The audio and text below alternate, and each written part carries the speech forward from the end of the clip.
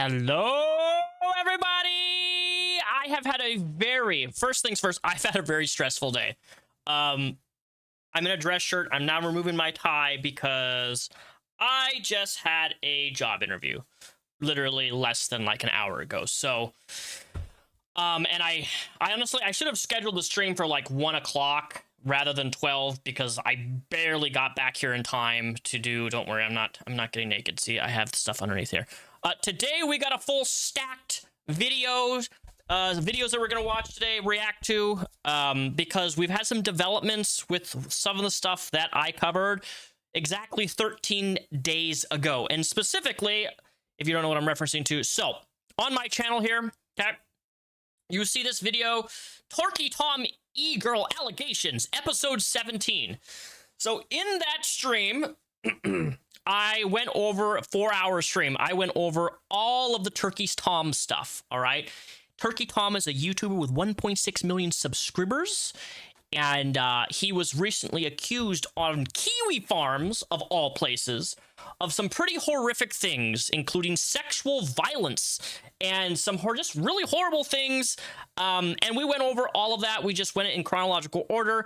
It was kind of a lull stream where I just sit there and laugh because some of the stuff that was accused was absolutely ridiculous.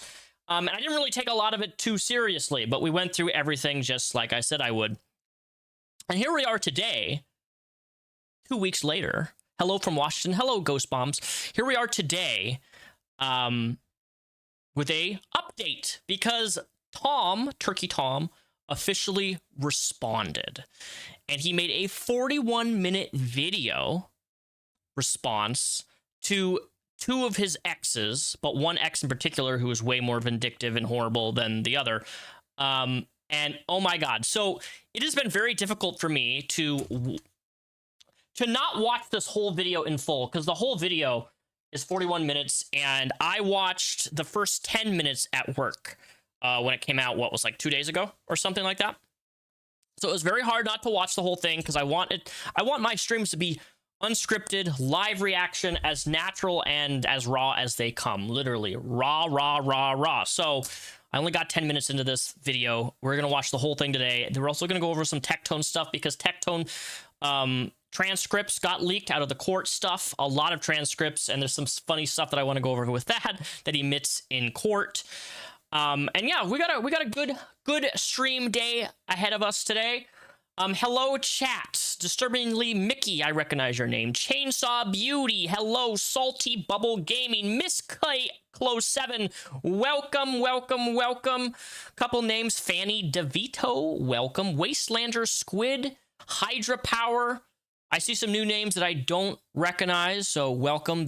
Welcome to my live stream. If you're new here, hope you enjoy. This is where we just sit, talk, have fun, react, and laugh. Also, I found out up there a membership goal, 3 subs. Gifted subs doesn't count towards membership according to YouTube, which is kind of stupid.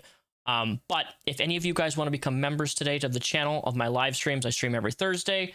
I'm adding additional perks to that today, actually, on my main Discord, which is also linked down below in the description. Expand that, join my Discord. It's a gaming Discord, though. I have like 1 section for YouTube stuff, and that's it. But feel free. Are you guys ready for today? Hello, Bathory, Dusk, hello. Ritz, hello. Hello, everybody. So many new people. Hello from Belgium. Oh my god, that's so far away. Are you guys ready to watch this epic response to TurkeyTom's E-Girl allegations? 2 weeks ago, we went over all of this, and now we got an update. So, you just got an ad on the stream? What the fuck? Why wouldn't you get an ad? It's YouTube! We put ads everywhere! YouTube puts ads on everything. Didn't you know that? Did you know, fun fact about YouTube, that even if I was to turn off monetization, YouTube still can put ads on videos that have no ads on them? Bet you didn't know that. Yep, YouTube is shiesty like that. You've been subbed since you've been 13. Holy guacamole. That's crazy, Mickey. All right, so let's jump into this. This video that we're going to watch is called My Side. And I do want to say that everything presented in here is very, very, very, very from what I've seen, it's like, it's irrefutable at this point, because in my last video, we went over all the allegations and they made him out to be a horrible person. And if there's one thing, and I will say this for the record, I don't care if you're a man, I don't care if you're a woman, do not lie about sexual abuse. Do not lie about sexual violence. Do not lie about just generic things and then go to a gossip website in order to spread some disingenuous false narrative about somebody. And then when your ex responds, they completely get obliterated. I mean, it sounds really familiar. It's almost like somebody that I know may have experienced this at one point here on YouTube.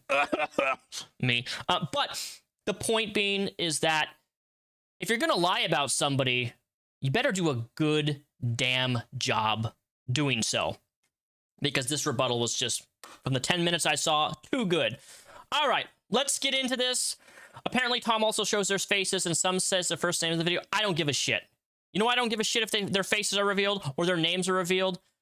Because one, their social media is linked to that, but also if you're going to lie about sexual assault, I don't give a fuck about your privacy. Go fuck yourself. Man, woman, I don't give a shit. Honestly, you deserve to be doxxed. Maybe that may be controversial, but I have no qualms about people who lie about people and then put out wrong, false information out on the internet, and then you admit that you lied about things and you put it out on the internet. I don't care if your life gets ruined, your information gets leaked, your social gets posted. I don't care. Period. Now that we have that established, okay? I'm not about this moral high ground garbage, okay? If you do shitty things and somebody replies to you, you can only expect shitty things in response to you doing something shitty. You treat people how you want to be treated. If you're willing to lie about somebody and then somebody replies and corrects your lie, you face the karma, whatever gets thrown your way. All right. As long as you're consistent on that. I am very consistent on that. Just, the only time I don't think people should, like, information should be revealed is if, like, they're a private person who they don't want any public, you know, spotlight or anything. But if you go to a website that's known for doxing, specifically Kiwi Farms, mind you, that has everybody's doxed, they've even doxed me on there, right? And then you go and you lie about somebody on a gossip forum, what do you expect's going to happen? Did they admit to lying? Yes, they did. On Kiwi Farms, she admitted to exaggerating some of the stuff that she said. She hyped it up. But anyway, you know what? I'm getting worked up already about this. Let's watch the full video in full. This is on TurkeyTom's YouTube channel. I'll just show you here. This is TurkeyTom, right? He posted 3 days ago called My Side. Why did it skip? All right. Are you guys ready? Hopefully the audio is good. Wait, you know what I just realized? I don't have my thing turned on. Let me turn the audio on. Nope, that's still muted. All right. Audio is officially on. Let's get into this.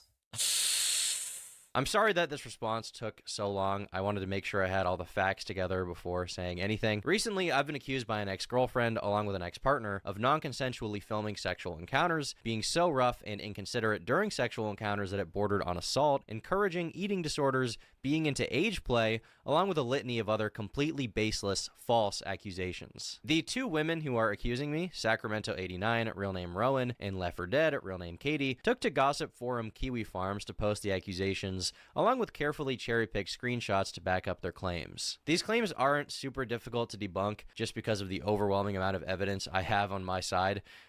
So without further ado, let's start with Sacramento or Rowan. This is a girl I dated for about 7 months, from May of 2025 until January 10th of 2026. 4 days later, she made her first post. Here, she alleges that I am a real freak and like to, quote, record sexual encounters without asking for consent. Do you understand? Okay, first of all, let's establish this. Your original claim is that this person is recording sex without a person's knowledge or consent. That is a massive, massive accusation, and one would be considered criminal. This is blatantly untrue. I have never recorded any sexual encounter without explicit consent. As a matter of fact, with Rowan, she was the one who initiated the idea of filming sex acts in the first place. On Tuesday, August 19th, after 3 months of knowing each other and being sexually active, Rowan texted me saying, "You should get those meta glasses when you crack me." I responded by saying, "For what?" And she answers again, "Cracking time," alluding to me filming her with the glasses onboard camera. Now, at the time, I did not feed into this. I did not show enthusiasm. Hello, my favorite black man, Blue Poncho. How are you, big man? Didn't even agree to get the glasses. I just responded and said, "Good night, sweet dreams." So 1 whole week goes by without us talking about it whatsoever, and then on August 25th, Rowan texts me saying, "You should get those meta things for real." So I respond by saying, "I think I'm going to avoid filming anything involving sex for a while," showing that I am clearly not the person interested in filming our sexual encounters. Ah, look at these. So, Rowan, this girl, okay? On Kiwi Farms, a large portion of the screenshots that we went over, right, in my stream 2 weeks ago, a lot of these screenshots were cropped. And I have oh my God, it makes me so mad. I've had this happen to myself. When people will post something about you on the internet, they'll crop out a conversation that makes you look bad, even though it's missing the rest of the conversation. Like, why would people crop out a text conversation? Well, because it reveals things about themselves or the actual conversation that took place, and it's not exactly how it seems to be online. People who do this are manipulative pieces of shit. Period. Man or woman, I don't care who you are. She is. As you can see in the text, even when I say I don't want to film us having sex, she pushes the issue. Now, to be clear, we did eventually take videos of ourselves being intimate, but I was given explicit consent every single time. And on a few occasions, she even took the phone out of my hand and was holding it while filming us. To be clear, there was never a tripod or a hidden camera. It was always handheld, and in every single video, she was clearly aware of the camera, making eye contact with the camera lens. Also, on September 8th, Rowan texts me, "I do miss it, though, in regards to our sexual interactions." Okay, can I do that fact? I don't mind. I'm getting off my soapbox now. I do miss it, though. Hashtag send the videos. All right, so right here, she's like, "Hey, I want those videos that you filmed of us fucking to be sent to me. I won't leak it or be hacked or whatever." Okay, just FYI, if a girl tells you I won't leak it or be hacked, she's lying. Absolutely. She would this Rowan chick would absolutely, if Tom had given her the videos that they filmed on his phone, you bet your jelly bean it would have been posted on Kiwi Farms. She would have posted it herself of Tom fucking her. Revenge porn. Because I don't know if I shouldn't have to say this, but whether it's a man or a woman, if you're posting images or videos of your ex or your current partner on the internet and you don't have their consent, that's revenge porn. Period. I don't care if you're a man, and I don't care if you're a woman. So if she was to leak this anyway, it would be considered revenge porn. And that's an instant red flag statement. I won't leak it. The fact that she's even thinking of that's her response to this says everything. So in terms of Tom, you know, he may have fucked a crazy a crazy unmedicated BPD chick, but that sentence in of itself is telling. He did right by not giving her these videos because it would be posted on the internet for everybody to see, and there's no one deserves that. She follows it up by saying, "Send the videos." Keep in mind, these are videos that she claims in present day were taken without her consent. She then goes on to say, and I quote, "I will watch them and keep them close to my heart," clearly indicating she has no like you, little Tom. What the fuck? Problem whatsoever with them existing. I'm an extremely paranoid person when it comes to my personal life and my sex life and my dating life. I understand that one 100%. I don't even do YouTube as a job no more, and I'm still paranoid. There's this girl I really like right now, and I'm so paranoid that I'm going to have a new stalker or an old stalker will come up and try to find out who they are, and I'm so private. And I even told this girl, I'm like, yeah, I'm not posting your face on the internet at all. Like, it's not going to happen. And if we ever did post a photo, like, on the internet, your face is being blurred. and like there's not going to be any sort of revealing information. I just don't want you're not no I know what it's like to have your relationship blasted on the internet and all your information blasted on the internet and text messages be blasted on the internet for no reason other than me mad you didn't do what I want, or you didn't give me what I needed or what I want, so I'm gonna say all these crazy things about you. I've been there. I know what that's like. It's not fun. As a public figure, I just like to keep my private life private. So I was very hesitant to send Rowan any sexual videos we had taken. However, I did send her one single still image from one of the videos where my face is obscured. I guess there was some lingering thought in the back of my mind that if her accounts were not locked down super well, and if she had been hacked, then the videos could have been made public. Now, there's an implication she makes a few different times that I'm basically blackmailing her with these videos. Now remember, anytime you see the screen, the black office of the custodian of records, this is Joshua Moon, the guy who is like part of Kiwi Farms, interviewing these two girls, which we went over almost the entire thing, the whole almost hour and a half video on my stream 2 weeks ago. So this is just the context of what this is. Somebody asked if you had any intention of getting any sort of like law enforcement involved, but I feel like you answered this where you just want to try to compel him to delete whatever he has on you, and that's like the extent of your interest. That's right there should also be a red flag. If somebody is doing something, if you're accusing somebody of sexual violence and doing all these illegal things like recording people and having hidden cameras in your fucking room, and your first response is not to go to the police, that's a problem there. I question it. You go to Kiwi Farms, a gossip site that's known for doxing, which, funny enough, the same thread in which the same thread that's on Kiwi Farms about Turkey Tom literally doxed her in the thread that she was revealing all this information about and accusations against Tom. So it's like, it's sweet karmic justice as far as I'm concerned. Like, you're using a gossip site to spread out false allegations of sexual assault and sexual violence. Meanwhile, you're also getting doxed on this exact same website that you're posting this type of information on. Love to see it. Yeah. And if he doesn't, I don't know. I'm kind of confused about what to do, but we'll see. At no point anywhere did Rowan provide any proof of me threatening to release these videos of us having sex, or threatening to send them anywhere. So she has no reason to believe that I would ever release them. The idea that I, a person who makes a living as a public figure, would publicly release videos of me fucking my ex-girlfriend to get back at her is so insane. Not only would that incur reputational harm beyond belief, but also serious legal consequences. The only person who has ever sent an image of us having sex to anyone is, ironically, Rowan. Days after I broke up with her, she, without my consent, sent the only image she has of us having sex to the owner of Kiwi Farms. Imagine that! Here, listen to him describe it. Oh, and one other thing, I forgot about this, but you actually, Sacramento had sent me a picture that was like censored. Apparently the only picture that he would send you is one where his face isn't clearly visible in it, but you can, Yes. I can tell the desk, like his computer is moved onto the table, but I can still see like the monster is like on the cozy that's like on the table, like in the exact same position.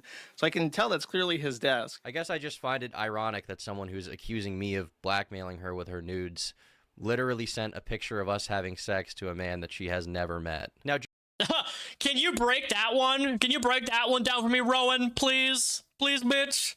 Come on. Can you break that down for me? Let's be a little consistent with our moral ethics here.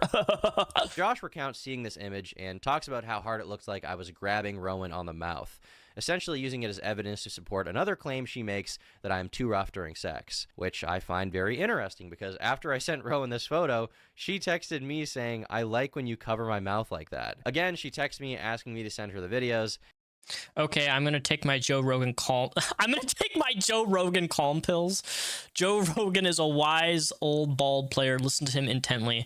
Yeah, whenever you're not locked in, send the videos. It will fix me for about a week. Goon sesh. So okay, so she wants to masturbate to the videos of them fucking. I don't see anything like superly abnormal about that. However, given what we know now, yeah, honestly. And she says, good on him for not sending it to her. yeah, whenever you're not locked in, send the videos. It will fix me for about a week. Goon sash. This is clear evidence that she has no problem with these videos existing. To this day, she has provided zero proof that the videos were recorded non-consensually, or that I was blackmailing her with them, or that I had any intention of sending them to anyone. Reason being, I never did any of those things. In Rowan's interview, she claims that I never asked for consent to film these sex acts, and says that she wouldn't notice I was filming until 30 seconds to 1 minute into it. I'm not sure of an exact date, but maybe like 2 or 3 months into our relationship, he he never asked me. He would just pull out his phone and record, and I wouldn't notice until maybe 30 seconds in a minute or a minute into it. Now, I obviously can't and would never show these videos to anyone, but in them, it's undeniable that she is staring directly into the camera from the moment the video starts. She never once questions why I'm filming or what I'm doing, because the reality is that every single time we recorded, I had explicit permission. Tom, let me suck that big white cock. Ask yourself, how could she possibly have never consented to filming when she's literally holding my phone next to her face as she sucks my dick? In the interview, she says that what really concerns her is that I wouldn't send her any of the sexual videos we took. I had asked him multiple times if he could please send me the videos, so he's not the only one who has videos of me naked, and he either ignored the question or was just like, no. As I said earlier, I was paranoid to send these videos to anyone, even her, for fear of them leaking. Weirdly, in messages at the time, she seems to actually get it, saying, I want to see them videos, goon time, before following up by saying that she actually understands why. I want to see them videos. So she's responding to the previous text. I want to see them videos. I understand why you're scared. I understand why you're scared. Yeah, exactly. And he had every reason to be scared. A fucking crazy bitch. I have a big exam on Tuesday. Yeah, I am paranoid. Sorry. I hope you study for your test. Why I'm scared to send them to her. Now we're going to fast forward to October 17th in our text, and Rowan says, do you ever go back and watch our videos? And I reply, yes, I do sometimes, actually. Rowan responds that she's thinking about that right now, and then says, quote, need that big white cock. It's also kind of strange to me that at the time she referred to them as our videos, but in the present she's claiming she doesn't even want them to exist. That is a very, very excellent point. November 6th, Rowan asked me why I never ask her for nudes. I say I have a bunch of videos already, and that's why. She does not express that she has a problem with me having the videos. That's FaceTime screenshots of you shirtless is my goon material. If you say so. You never ask me for nudes. I have a bunch of videos already. That's why, Rowan. Oh yeah, you got a file. That's something I've never quite understood is people who ask for nudes. It's like, dude, you can see a naked person anywhere on the internet. It is not hard to get nudes. Go to Chatterbait. That's what it's for. Go to cornhub.com. Like, Jesus Christ. Honestly, this girl seems really also insecure. She's like, you never asked me for nudes. Like, what? She doesn't complain. Yeah, and you know what? Here's the thing. If Tom did ask for nudes, everybody would be like, see, this is a YouTuber who's using his power and abuse, and he's asking to see a woman naked that he's dating. How dare, he's an abusive piece of shit. How dare you ask for nudes? How dare you exchange nudes with your partner? There's no winning. Like, we as YouTubers don't, anyway, as somebody with a following, like, I don't go ask for nudes either. I've been sent nudes before by people, but I don't go and ask them, hey, can I see you? No, I don't do that shit. Because I know it just takes one screenshot and it's a fucking whole thing. It's a whole iceberg drama. People saying, he's trying to get nudes of my... Blah, blah, blah. No, fuck that shit. Just don't do it. It's that simple. Just don't do it. Complain about it. She doesn't say they were taken without her consent. In fact, throughout the entire relationship, she was sending me nude photos of herself unsolicited every single month. Why would you send nude photos of yourself to someone you think could use them against you? Rowan personally posted dozens of screenshots of our texts, and not a single one shows her bringing up any of the videos being non-consensual. Another interesting fact is that during our breakup, she texted me a pros and cons list. All right, let me read this. Pros and cons. Sweet sometimes. Sweet sometimes. Dates are nice. Tries to make it work. Funny. Pays for meals. Makes me feel secure. Muscles. Cons. Chopped in the face Chop in the face and thinks we were matched in looks. Wait, what? Cons, chop in the face and thinks that we're matched in looks. Is she seriously comparing what they look like together? Like that she's hotter than him? What does that mean? Can somebody explain it? Cons, chopped in the face and thinks we're matched in looks. Does that mean that she thinks that she's hotter than him or uglier?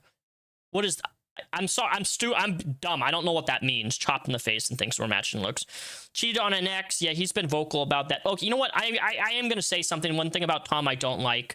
And fuck Tom for saying this, but I'm just gonna say this out.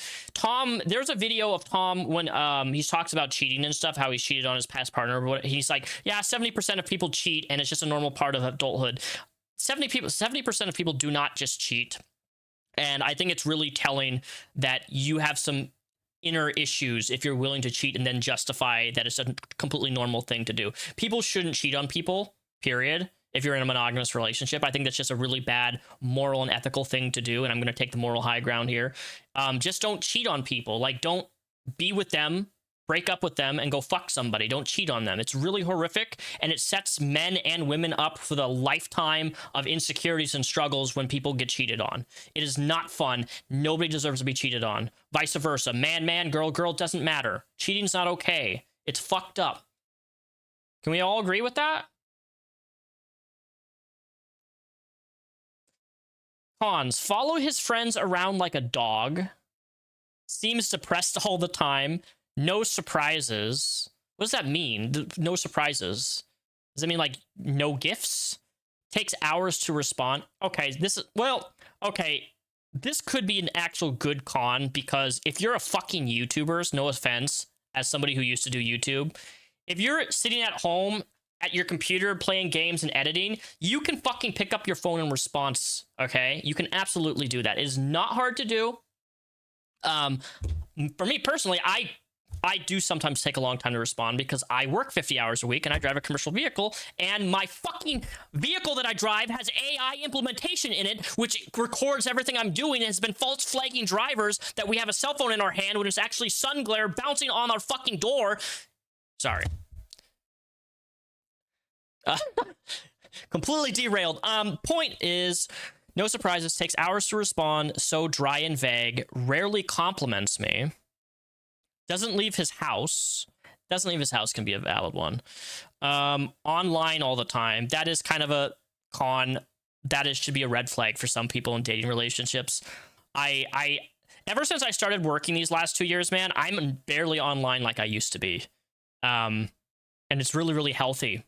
Sitting on Discord all day is not healthy for you, okay? I don't know how many times I have to say this, but sitting on Discord and rotting in your bed is not healthy for you. If you're struggling with mental health things, get out and walk. Take your dog on a walk. Just go outside. Walk down to fucking 7-Eleven and get some fucking Indian curry or some shit. Do something and get the fuck off your ass, and it will really help you with mental health issues. It does. Online all the time. No hobbies other than the gym or video games. Oh, yeah, that's pretty big. Oh, God, he's only gyms and video games. I do video games. I love Pokemon. I go to different comic book shops almost every single week. I love hiking. I love bicycling. I know people. I play ping pong. I play tennis.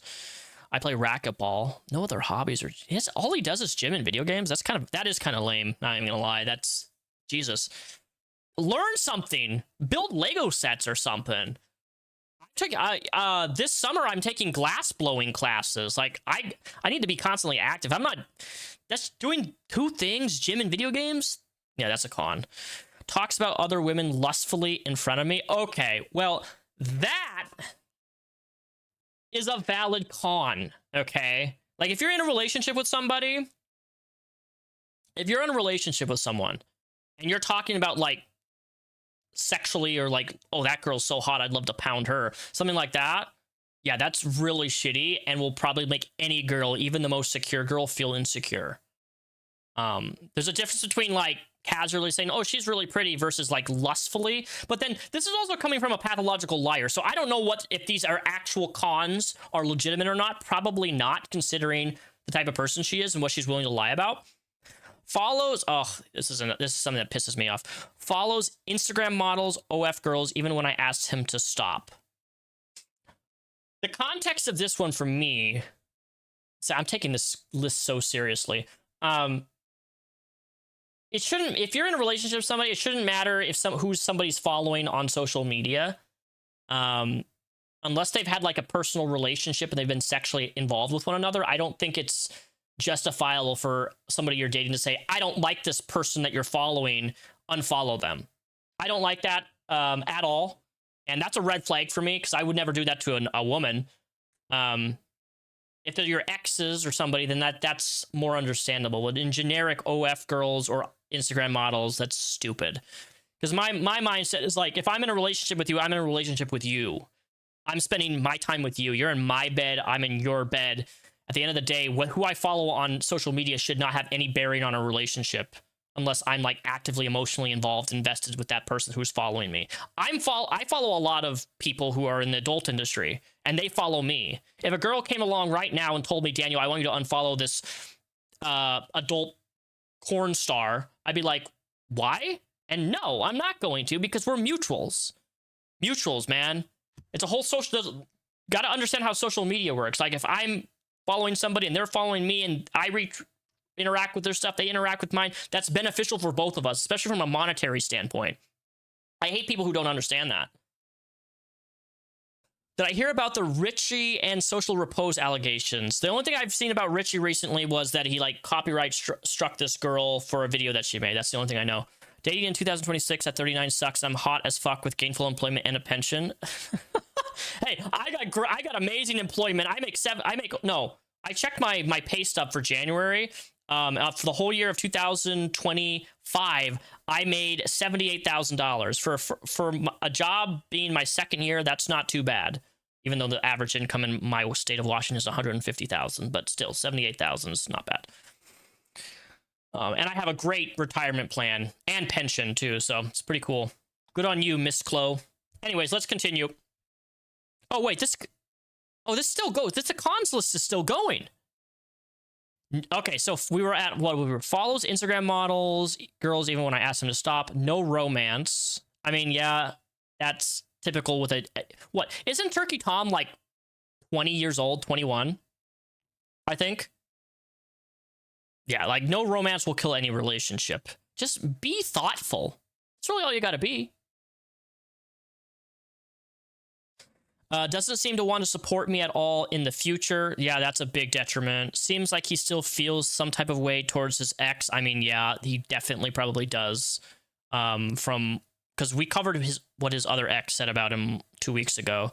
Every time I bring up a valid concern, he says, I'm nice to you though, so stop complaining.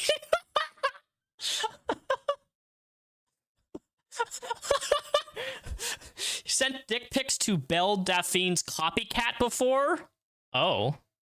Okay, well, my question for this type of thing is, like, if you're sending dick pictures, if somebody's asking for your dick pictures, then who cares, right? But if you're, like, just nonchalantly, unsolicitedly sending people dick pictures, that's fucking weird to me. I have never sent in my entire life a dick picture to someone like people that I've been interested in or talked to or flirted with. They're like, hey, I want to see your, and I'm like, okay, I'll send it to you if you send me this, and then we just trade. And it's like, okay, what's the big deal, right? But like just completely unsolicited, no. I want to know the context. Did he just send the Belle Delphine copycat a dick picture because he wanted to show his big white cock, or did she ask? Because there's a difference. Sex is all about him. I mean, he's a 20-year-old dude. That's pretty common. Most dudes are going to be pretty selfish about sex when they're in their early 20s. Ran through. Does that mean just like a high body count? Looks up to Sam Hyde, unironically. Said he likes hurting me during sex and even when I bleed. Well, we know that this is false. Seems kind of self-obsessed. Well, that's ironic coming from Rowan. Doesn't ever talk about us, just him. Doesn't really seem to care about my goals at all. Everything's all about him. I do the bare minimum. Therefore, you're not allowed to feel upset. I mean, those couple things are probably valid, even though she's a pathological lying bitch. But it doesn't really matter anymore because the relationship's done. To be honest, he sounds like a bad boy from this, if the list is true, but that doesn't mean all the allegations are true. But also, you have to understand, Darcy, he's fucking young as shit. Like, he's young. When we are young, a man or woman, we are bad in relationships. It's a normal thing. What matters is when you get older, you become a better person and you grow. I'm not justifying his bad treatment. I'm just saying that overall, like, young men are fucking stupid. They're dumb. We're all horny in our 19 through like 22, 23. We're stupid and young. Like, all we want to do is just fuck. Literally. I was there in my early 20s. I did hookups like crazy in my early 20s. I don't do that shit no more. I grew out of it. As I like to think most people would. Man or woman. Which she apparently had written about me on January 4th of 2026. And in the con section, she complains about a lot of things, but she doesn't mention non-consensual videos whatsoever. With that out of the way, we can move on to Rowan's claim that I was sexually abusive towards her. In that same pros and cons list, Rowan wrote, says he likes hurting me during sex and making me bleed. This also reflects her public claims about me, but the great irony is that I never even said this. She did. On September 14th, 2025, Rowan sent me a text saying, quote, I'm such a freak. I like when it hurts and bleeds after. Something Wong. In one of her public-facing posts about me, she posts an interaction which reads as follows. She says, quote, like, we don't need to do it 3 times in one day. So I remember the screenshot because I was laughing about it in my stream I did 2 weeks ago covering this originally. Or do it so hard I hurt and bleed. And I said, well, if you don't want to have as much sex, we don't gotta. We can do other things. And she says, okay, I like doing other things too. The way this screenshot is cropped, it comes across like I'm some, just super callous freak who's brutally jackhammering her vagina like Steve mining diamonds. But in the full uncropped screenshot... That's a good line. Jackhammering her vagina like Steve doing diamonds. All right, what do we got here? No, damn, like, do we need to do 3 times a day? Do it so hard to hurt and bleed. Well, if you don't want to do so much sex, we can do other things. Okay, I like doing other things too. For the record, you are just as lustful in this regard as I am. I am not alone. I'm a freak, she says. The big black cock addiction has taken hold, it seems. That's Tom saying that. But also, I want to still be special in the future when we are more serious. I know it has. But yeah, I do consider sex with you special. I don't consider it fleeting or silly. I do too. I always miss it. I like the kissing you just as much. I do too.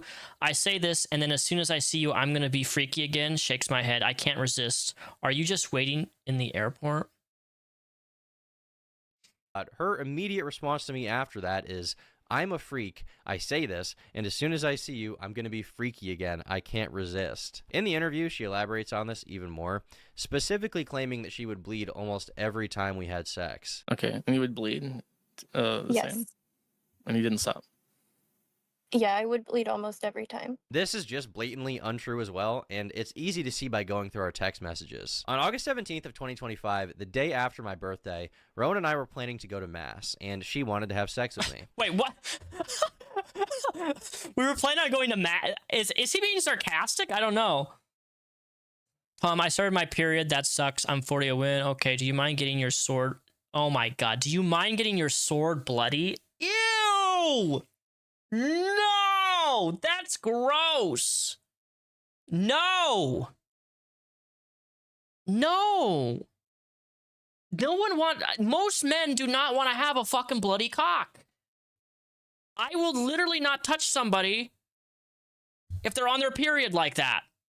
I'll give them kisses, I'll hug them, but my cock-a-doodle ding-dong ain't going near you when you're on your period. I'll be okay. What do you mean by that? I'm driving. Shut up. I don't know. I don't ew. This is stuff I did not want to know about Tom, so he doesn't mind pounding the fucking ruby pussy. Okay, I start Mass at 5:30. I believe we could have some time. Epic. They low-key wrecked my apartment. It's okay though. Bro transition from mafia boss to child molester. What? What does that mean? Bro transition from mafia boss to child molester. So she texted me saying, Tom, I started my period. I was driving, so I couldn't say much, but I replied by saying, that sucks, I'm 40 minutes away. She follows up by asking me if I mind getting my sword bloody, and I say I'll be okay. So if it wasn't already clear, she's asking me if I'm okay with getting blood on my dick.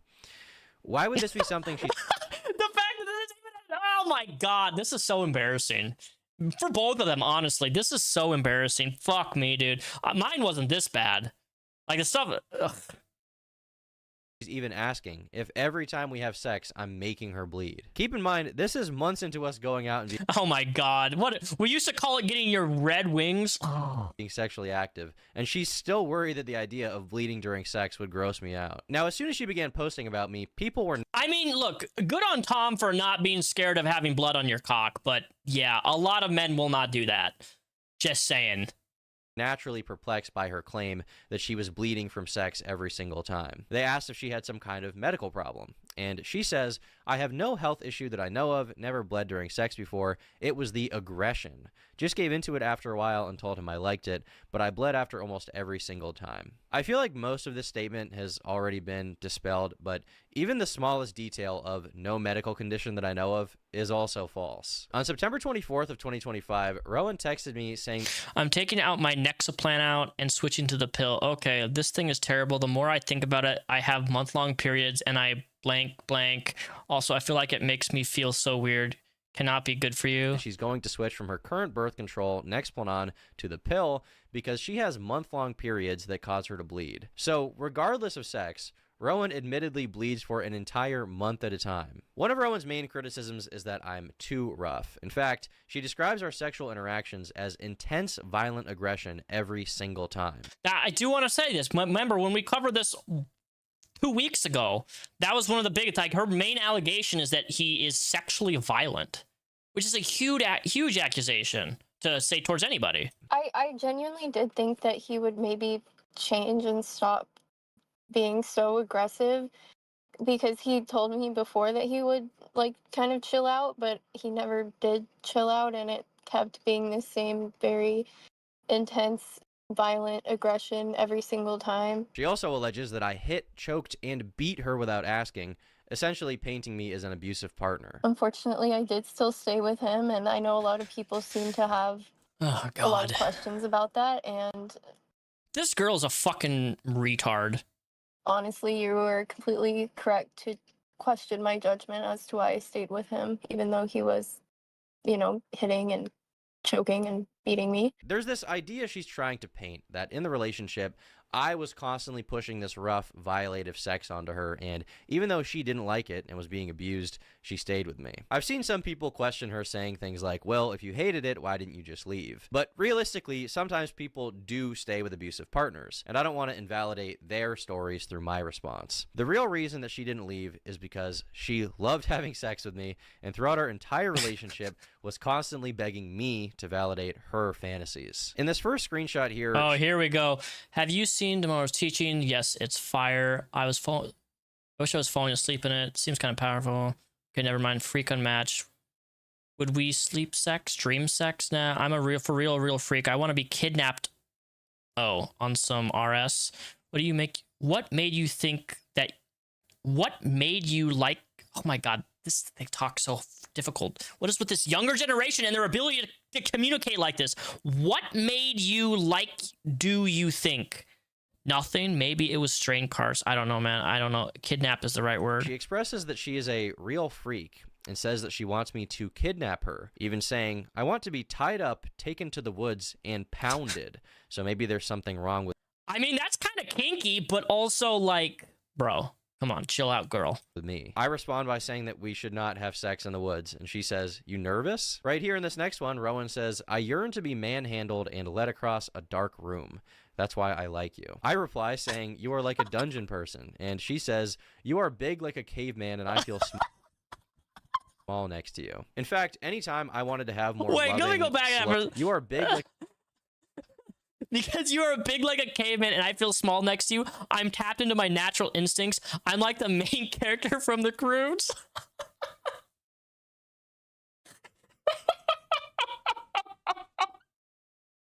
Oh my God, this has to be so embarrassing for her. but I don't give a fuck. Fuck her. like a caveman and I feel small next to you. In fact, anytime I wanted to have more loving, slow, I guess sensual intercourse with Rowan in the bedroom, she actually had a problem with that. I remember one specific instance where I was being more slow and sensual, and I remember her whispering in my ear saying, "I want you to pound me." And that's probably why on June 5th, 2025, she texted me saying, "I need to get face fucked for an hour." Oh my god. And I replied by saying, "Damn, exams suck." On June 7th, she texts me and says, "I'm excited to get fucked borderline domestic violently." At one point in the interview, she states that one time I was angry at my ex-girlfriend, and that the next time we had sex, I was particularly aggressive. This is a very strange thing to accuse me of, given that on October 13th, Rowan says verbatim, I sometimes want to fight you. Maybe I should move. I'm going to move the chat a little so it's not interfering with stuff. There we go. Sorry, I'm moving the chat so you guys can actually... I didn't realize that the chat was blocking the text messages. Sorry. I just want to fight you just so you get more angry when you fuck me. Something's wrong. No more of that, though. Yeah, be nice. Yeah, be nice to me. I'm a nice guy. That's some kind of screw loose. You gotta screw in. I'm nice to you, but I do like that, though, without the fighting. You know what I mean. I'm a night girl. I'll call you in a few hours. "Sometimes I want to fight you just so you be more angry when you fuck me." She clarifies, saying, "I do like that though, even without the fighting." So at every opportunity, this girl is publicly saying, "Oh my god, look at all this horrible shit he did to me." And then she's texting me that she wants me to kidnap her, tie her up, and pound her in the woods. And if you like the stream, give it a thumbs up or hit that little heart button on the side. if anyone is putting up any resistance to that, it's me. She once again lies about weird little things in the interview.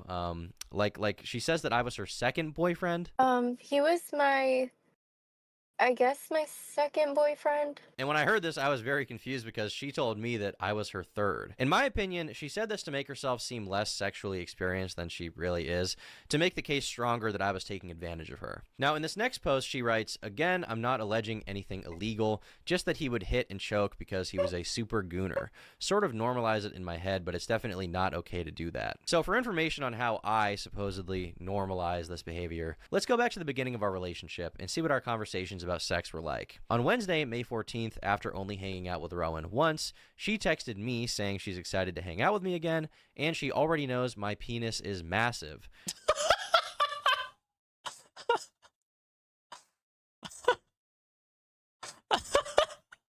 I could sense your aura. Dude, this girl is horny. And look, I'm not going to slut shame somebody for being fucking horny, but holy mother of God, woman. The fact that you make all these accusations about him when you're the one who's like constantly being the initiative when it comes to sexual shit, that's wild to me. Without me saying anything sexual to her at this point. So as you might suspect, we did have intercourse on our second date. And after this first sexual encounter, Rowan texts me saying, quote, "Rape thing is so hot." Hope you made it back safe. It was a nice drive. Yay. The rape thing is so hot. I never did that before. You should tie me up next time. Consensual sex is good. You know what I meant by it. I don't know what to call it. Yeah, I get it. What is she talking about? Is that like consensual but non-consensual thing? I never did that before. You should tie me up next time. My response to this is consensual sex is good. And she says, you know what I meant by that. I don't know what to call it. So from the very first interaction we have, she calls our sex rape for some reason, saying how hot it is, to which I clarify that it was consensual.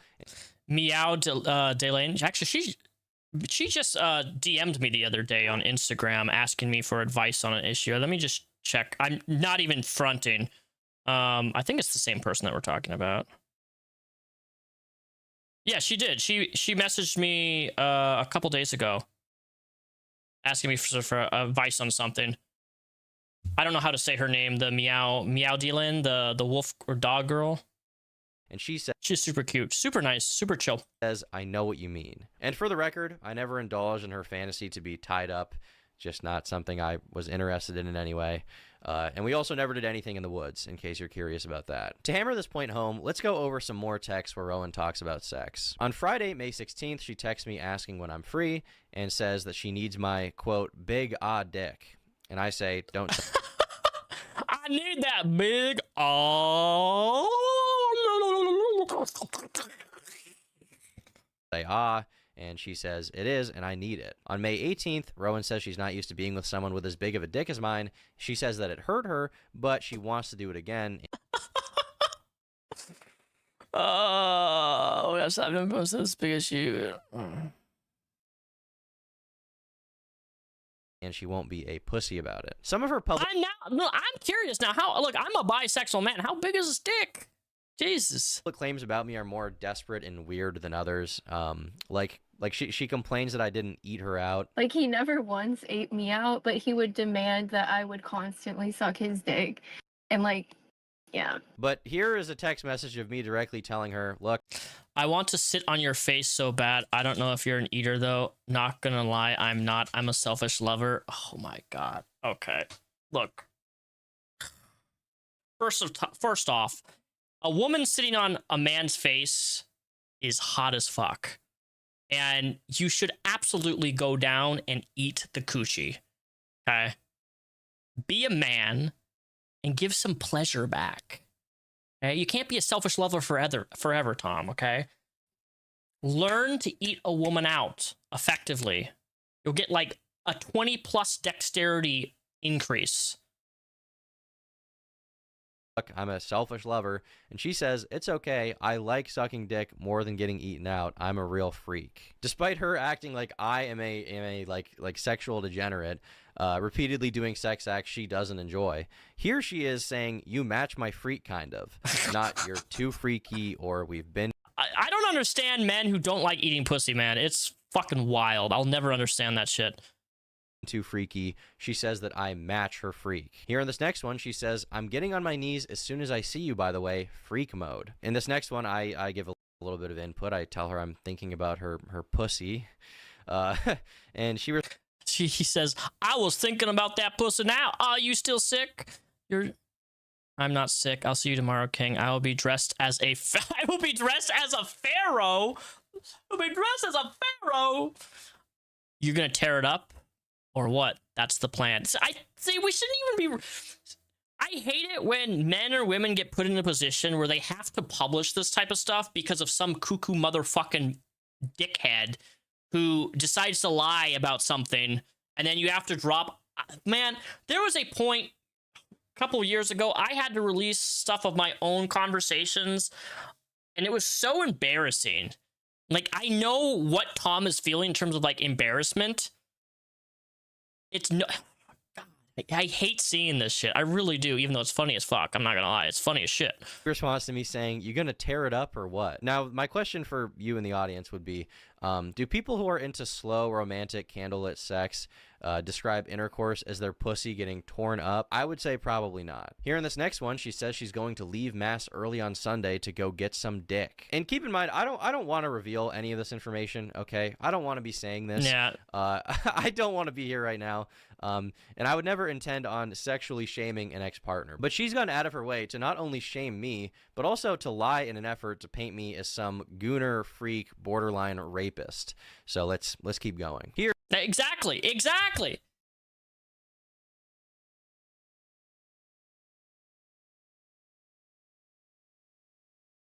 He doesn't seem embarrassed, though, because they keep trying to talk about how big his dick is. I mean, some of the stuff is embarrassing, though. Here, Rowan makes a post saying that I am a Patrick Bateman gooner because I flexed in the mirror after we had sex. But...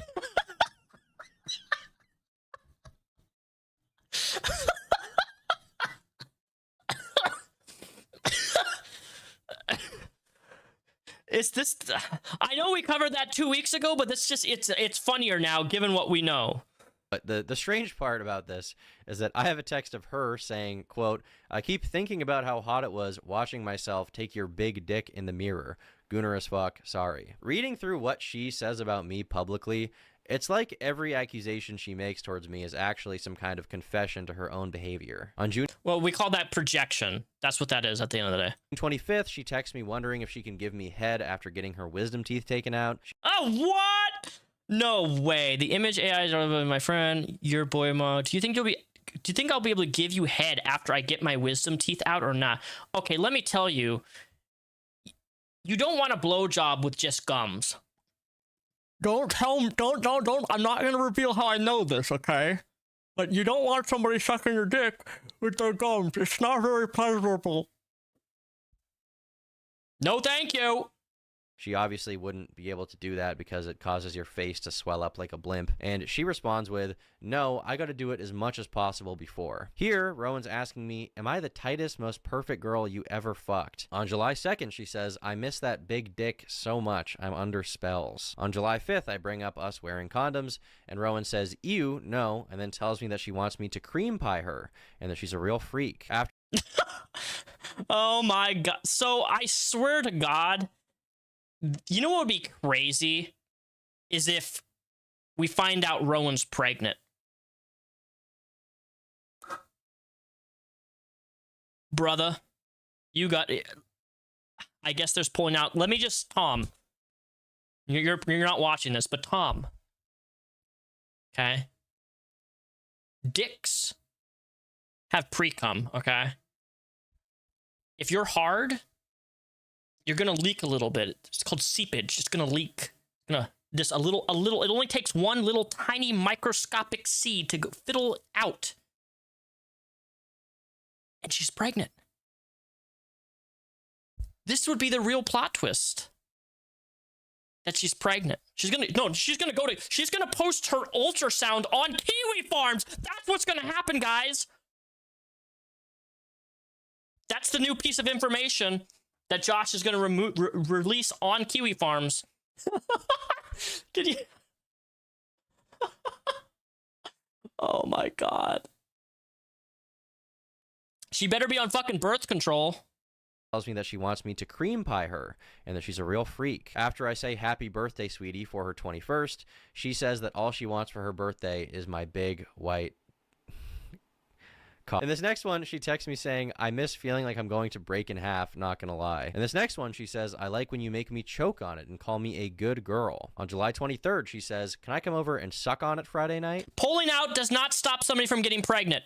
Which I don't accept. I tell her that I'm busy. She then says, I have the big white cock addiction. Interestingly enough, in this next one, she's asking me if I can have sex with her while holding her in the air, essentially, and tells me that I should try to do it. Once again, a pretty bizarre thing to ask someone to do who allegedly has been abusing you for 3 months by now with overly rough sex. On July 21st, she starts off by texting me, I hate gooner men, and then not even 1 minute later, she says, I need that big white cock. On August 23rd, she says, whenever I wake up without my morning Tom face fuck, I am sad. On September 2nd, she expresses that she wished she lived closer to me, but if she did, it would be an issue because she would want to come suck my dick all the time. On September 17th, she sends me an Instagram reel of someone praying the rosary. I don't respond, and she follows up by saying, I miss that dick so much. Here in this next photo, she sends me a picture of her in lingerie with the caption, when it's rape time. Is that, okay, Tom, realistically, can we all agree here, men? I know I have women in the chat and men here. Can we all agree that if somebody starts sending you this stuff when it's rape time, that's a red flag? Can we all agree that that is a red flag? What we're looking at right now? Like, would anybody in the chat be okay with somebody sending a picture of them, like a nude to someone that you're dating, and that's what their caption is?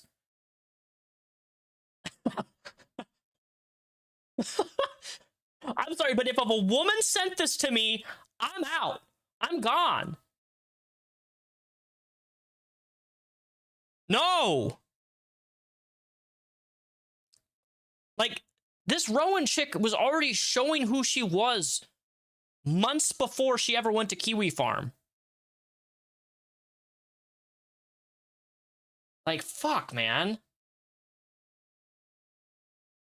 I don't care who it is. I don't care if it was even if it was like a celebrity or one of my online YouTube crushes, all right? If a girl sent this, I'm out. No.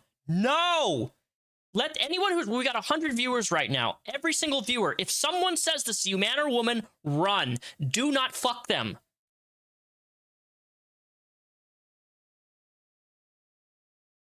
No, I understand kinks. I get kinks. But this is not... Ugh.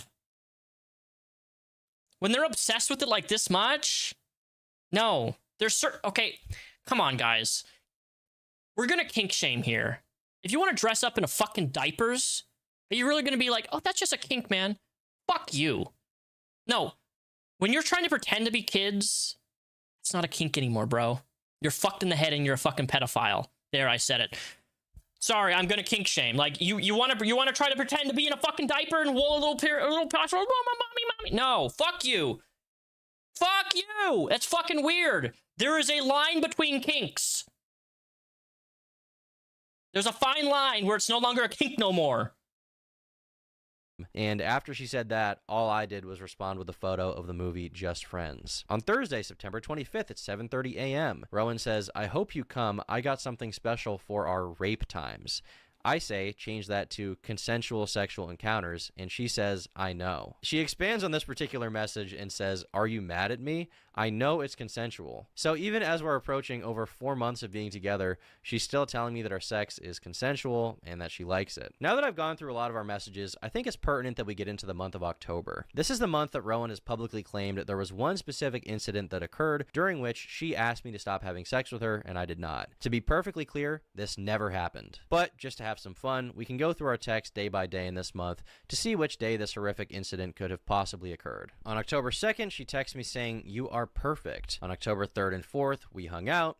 I just want to make it very abundantly clear to people who are watching this is I have very strict stances on certain things, and anything that involves age play or dressing up as somebody who's like a baby or a child, that is disgusting to me, and I will absolutely think and label you a pedophile.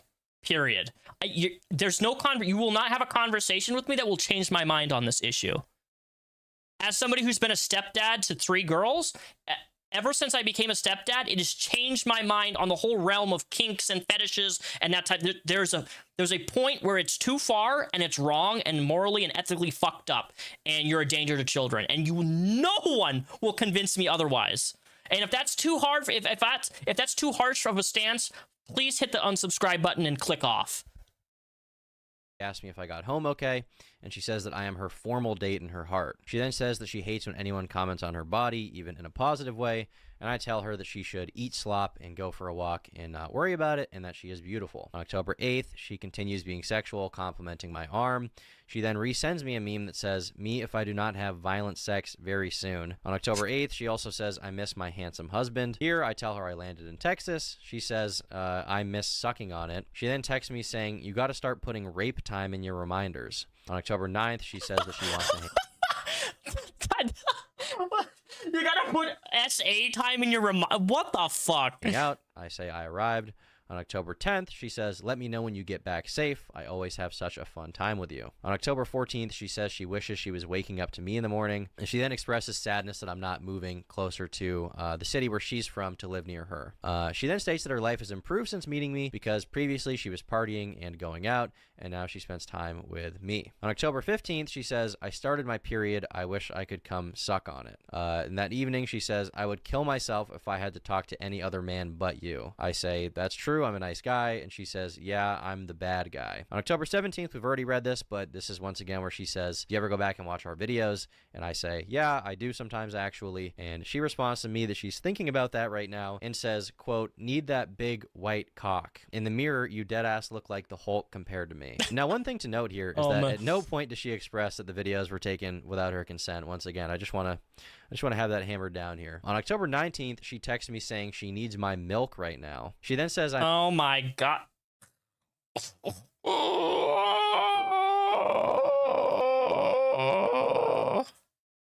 My dog just looked at me like, what the fuck did you just make that noise? Miss my perfect jacked boyfriend, and that night she sends me nudes. At 10 p.m., she sends me a photo of a guy with a clock in his hand and says, I need that dick. On October 21st, I sent her a bicep photo. She responds saying, you look good, Tom. I can't wait to suck your dick. She says, I love you. You're a great boyfriend. She then says, you never officially asked me to be your girlfriend, to which I say that we did. On October 23rd, there's proof we hung out that day. She then says, text me when you get home safe, and I say, I made it. She also texted me saying, I love when my bed smells like your musk. On October 24th, she says, Oh, Good night, you're Lord. the best boyfriend ever. October 25th, she sends me a photo of herself in a deer outfit and says, meow, I miss Tom's big white dick. That night, she says, I'm going to send you ass pics tomorrow. On October 26th, we've read this one before, but here she says, next time during our epic rape time, you can tie me up. Thank you, Nubs. I say, you mean consensual sex, and she follows it up by saying, you know what I mean, Tom, rough sex. Once again, these are really weird messages to be sending to someone that you now claim is sexually abusing you on a weekly basis. Now that evening, the evening of October 26th, we can see that I hang out at Rowan's house and I sleep over. Then there's a text that shows that I'm leaving and mention that I took my friend to the hospital. On October 27th, she says that she hopes I'm doing well. She loves me so much. Okay, so his roommate is Brandon Buckingham, the guy who's in the... I didn't even know they were roommates up until this point. October 30th, she says that we'll be married in 2 years. October 31st at 12:30 in the morning, she texts me and says, I had a nightmare you broke up with me. Oh my God. She then says that I should cut a hole in my Batman suit for my dick. On October... Oh my God. I mean, cosplay sex is hot. I have a Deadpool suit, a Batman suit, a Spider-Man suit. I got 3 different Spider-Man suits. I think cosplay sex is hot, so that I understand. October 31st in the afternoon, she says, oh, Tom, I yearn for the big white cock. On November 1st at 1:20 a.m., she says, up? No good night? I love you? Yeah, it's fucking over. I tell her that I'm falling asleep, and she says, you was madly in love with her and not me. I'm gonna myself. I tell her, good night, I'll see you tomorrow, and I then say, do not say anything like that ever again. Now, for a little more context on this specific message, let me go back. She's big white cock. On November 1st, Is at the bar, are you really up? It's fucking over. What are you? Why are you tweaking? Hello, is you up? I'm falling asleep. I'm not tweaking. No good night is crazy. You madly in love with her and not me? Oh my God, dude. When people start blowing up about oh, you didn't send me good night or you didn't send me good morning, I'm sorry, but I have ADHD. I can't remember to send a good morning text to somebody every single day, and I'm not going to. Even if I'm in a relationship with somebody, I'm not going to remember to send good morning or good night every single night. If we're talking, like, as we're in bed or something, that's different. But, like, you're mad, a girl's mad over not saying good night or good morning? Fuck that shit. You crazy. At 1:20 a.m., she says, up? No good night? I love you? Yeah, it's fucking over. I tell her that I'm falling asleep, and she says, you was madly in love with her and not me. I'm gonna myself. I tell her, good night, I'll see you tomorrow, and I then say, do not say anything like that ever again. Now, for a little more context on this specific message and what she's talking about here, during our entire relationship, she was extremely insecure about the fact that before I was with her, I had lived with a girl, and she wanted me to basically show more commitment in the relationship than I was willing to show, as far as like moving physically closer to her. And at a few points, she suggested that we move in together, and I said, you know, it's just too soon. Yeah, let me tell you, that's too soon. 6 months into relationships, too soon. That's also, I want to become clear, like, I have moved in with somebody. I've lived with 3 different, no. I've lived with quite a few different women, okay? I've lost track at this point. And I have moved in within a month and 6 months, and once was a year. So in between a year and below, I've done it multiple times. You need to date somebody, you need to be in a relationship with somebody at least 2 years before you consider moving in with one another. From personal experience, okay? Look, I've had my failings and I've fucked up by moving in and having somebody move in with me and moving in with them. Do not do it. Your peace is sacred. Your tranquility. Don't move in with people quickly. And anybody who tries to do it quickly, use it as a red flag. Doesn't matter if you're a man or a woman. You hear it from me. We're not really ready for that. I don't think that makes sense after dating for just a few months to move in together. So that's the context of this. She would constantly bring up shit and compare herself to my ex or ex-sexual partners in general, but my ex-girlfriend. And I was like, don't say stuff like that. Like, I'm dating you right now. Stop worrying about this. So later on in the night, she texts me saying, mass is needed. I am such a sweet girl. I'm not a loser, my bad. Have fun with some of those N-words. We're preaching the gospel outside the club and it made me sad. Mass is needed. And have love in my heart for you. I know this. And this carries into the morning where she says, hi, my sweet love. The next day around noon, she says, sorry for being kind of bitchy. Let me know when you're on your way. I say that I have arrived. We take... Okay, that's a cute photo.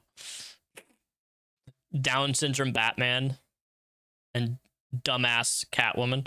A photo in her Halloween outfits, and on November 2nd, I say that I made it home, and she says that she hopes that I have a good day. So we've now made it through the entire month of October, and there's no indication of any kind of abuse, any kind of mistreatment, or even really anything negative. But almost every single day, she says something about how she loves me, how I'm perfect, how everything is good, and she keeps sending me sexual stuff the entire time without me even asking. At the risk of belaboring the point, I do want to go through a few more messages just for the hell of it, just so I can confidently show that she was extremely sexual the entire time and never expressed any reservations about the sex we were having. On Wednesday, November 5th, out of nowhere, she texts me saying, "I'm trying to make you nut." I just don't respond.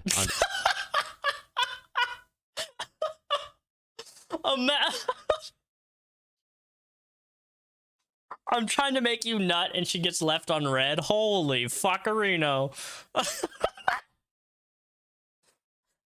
On December 12th, she sends me nudes again. Kind of a weird thing to send to someone who apparently has sexual blackmail on you again, is it not? On December 24th, she says that I am a sweetie pie. She's grateful for me. She wants to make me nut again, in her words, and she hopes we're married for a long time. On January 2nd, she sends me a naked photo of herself again, unprompted. And the morning of January 8th, Rowan texts me saying that before she comes to visit me, she needs to know that my dick is working. Less than 36 hours later, I broke up with her. So as you can see... Yeah, there's a thing called being too much woman, and you're being exactly that. The texts don't lie. Rowan was blatantly the more sexual one in the relationship. I've produced evidence of this nearly every single week, and she didn't produce any because there isn't any. But apart from the idea that I filmed her without her consent, and apart from the idea that I was a sexually abusive partner, she actually made some other claims as well. So another claim she made is that I encouraged her eating disorder. Yeah, I told him very early on, like, hey, like, I've struggled with eating issues in the past, and I'm kind of still trying to gain some weight and make sure everything's okay. And he would tell me, oh, I love how skinny you are. I like how small you are, you know, like, I love how your body is, like, skinny, and, like, just say all this Oh, baby, I love how thick you are. stuff that Thicker is better, in my opinion, but I've been with thin and thick. I like them both. was incredibly But no Eugenia Cooney. Eugenia Cooney level is too much, okay? We're not going down skeleton row. hard to hear.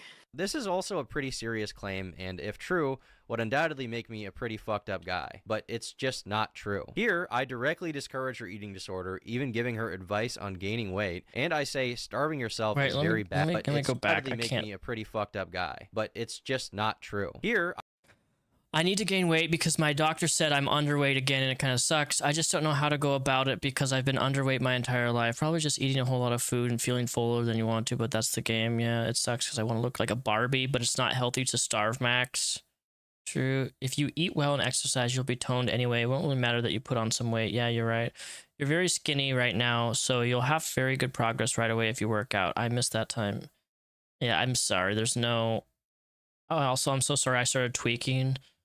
Jesus. I directly discourage her eating disorder, even giving her advice on gaining weight, and I say starving yourself is very bad for you. In this next screenshot, she says she used to be thick, but she self-nuked. I say you look the same more or less. I guess you lost some weight, but I think both are attractive. In this next one, she says that she feels skinny fat. I say I don't agree, and I say that working out is good. In this next one, she sends me an image that says nothing tastes as good as skinny feels, and I say that's a sickening image. Now, for those who don't know, this is like it's like a pro-anorexia slogan, I guess you would call it. Oh? I've never... Here in this next screenshot, she asked me if I'd still like her, if she... Damn, I used to gain weight for real. Would you still like me? Yes, I'm 105. I lost 5 pounds. No, also I walk like 5 miles every day during school. Damn, 105? That is skinny. Because I like a woman who's my weight, so over 130, over 140. I weigh 165 right now, so I like somebody my own weight or heavier than me. She gained weight, and I say yes. Here in this next one, I tell her explicitly she should eat more food and drink protein shakes to gain weight, and I also tell her that gaining weight would be healthy for her, as well as saying... What the hell does skinny fat mean?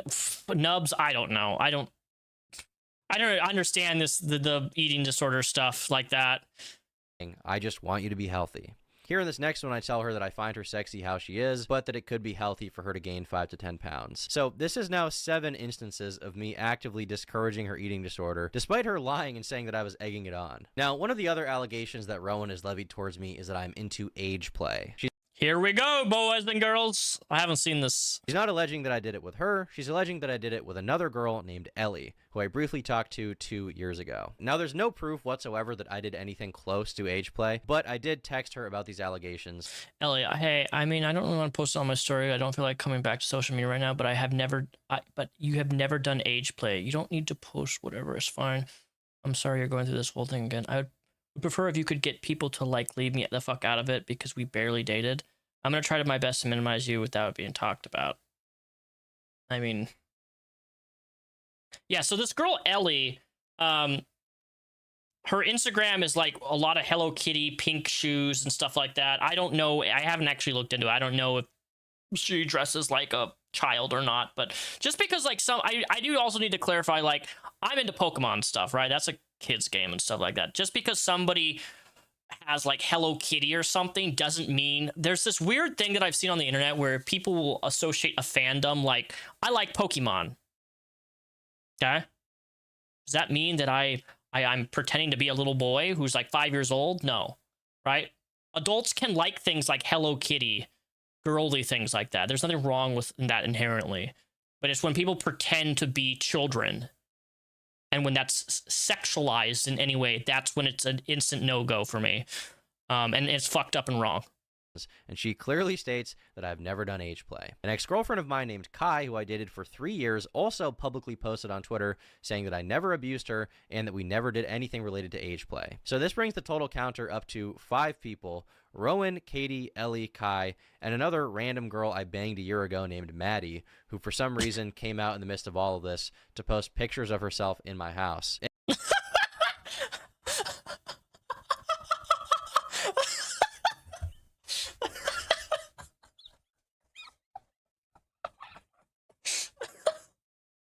Jesus! Oh, this is so funny. And all of these people say that I never was into this fetish with them. Yeah, I mean, when you have like multiple women, I mean, I had that. I had 3 different women come on in defense of me when I was being accused of stuff. I had my ex now, but my current partner. I had, and then 2 other women friends who knew me and interacted with me, who knew me longer than the people that I was even with, came out in defense of me to debunk stuff that was being said about me. It's like, yeah, this is not true, dude. The closest thing I've ever engaged in when it comes to age play is that sometimes girls do call me daddy during sex. It's a little embarrassing given that I am me. I accept that it's something people are going to see as a little bit strange. All I can really do at this point is accept that it's something that I've done. And I think that Rowan should accept it about herself too, given that she also called me daddy during sex and over text repeatedly. In the same vein as this accusation, Rowan stated, "One more thing to add I thought was odd. Never really expressed any interest in Hello Kitty or that type of e-girl stuff, but I had like one Hello Kitty figure in my car. As a gift, Tom bought me Hello Kitty pajamas and a bunch of Hello Kitty stuff." So Rowan essentially wants you to believe that I'm pushing Hello Kitty onto her as if I have some kind of weird fascination with it. But the truth is that I am a 23-year-old man and I don't give a fuck about Hello Kitty, okay?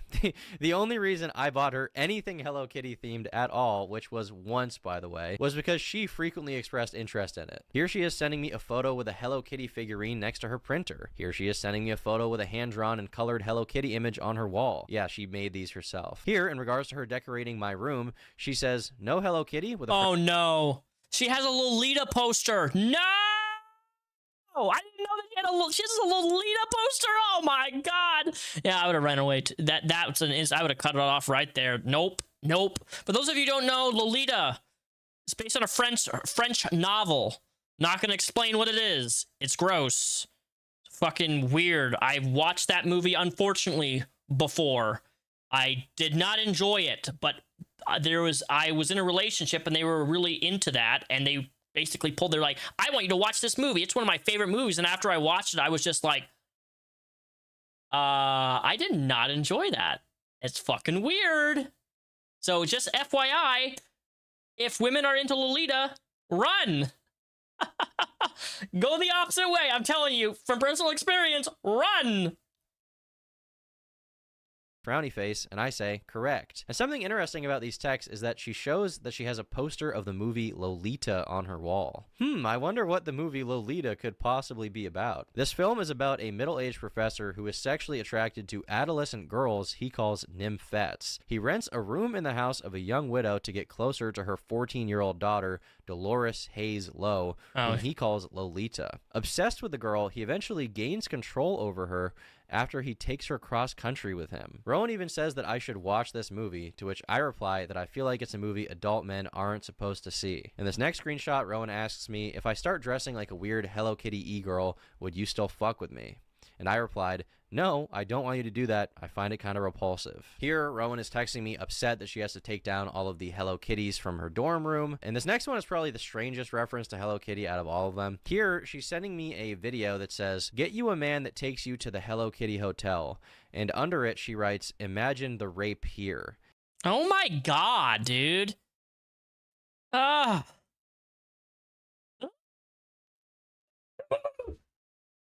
What is up with this say shit, man? Not normal. Ugh. Good lord. And I say, I will not imagine. Now, with some of the more insane projections and lies out of the way, I'd like to get into some strange details that Rowan also decided to lie about for whatever reason she may have. One thing that a lot of people pointed out that's strange is that Rowan had taken a photo of us matching on Tinder before we met in person. Is that literally his photo? Tom, come on. Get a better fucking Tinder picture. Jesus Christ. You guys want to see my dating profile, what it looks like? I'll show you what it looks like. I actually deleted Tinder, believe it or not. I currently don't have a Tinder, but I'll show you my photo, okay? I think this is a nice photo. Wait, is this not going to show? Look at that. I think it's a nice photo of me. You know, I'm not holding a fish. I'm not holding a dead animal. I'm not drunk.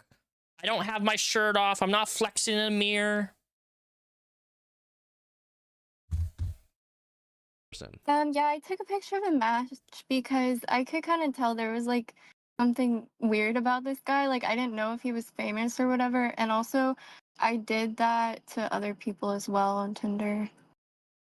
Just like everybody you matched with to like gossip with, like girlfriends. Yeah, like a couple of them. But yeah, he seemed like kind of weird. So I took pictures of our match. She's also stated repeatedly that she's not a very online person multiple times throughout her testimony. But the wild thing about that's this my is Instagram Rowan picture has sent too. me a Yeah, it message is. on my YouTube connected Instagram. Rowan, 100 followers. You have to do a video on this crazy guy on Twitter. He only has 3, but this man is a menace. All the way back on February 21st of 2024. Wait, let me back this up. Instagram. I missed. Gossip with, like girlfriends. Yeah, like a couple of them. But yeah, he seemed like kind of weird. So I took pictures of our match. Do you guys want to rate my dating?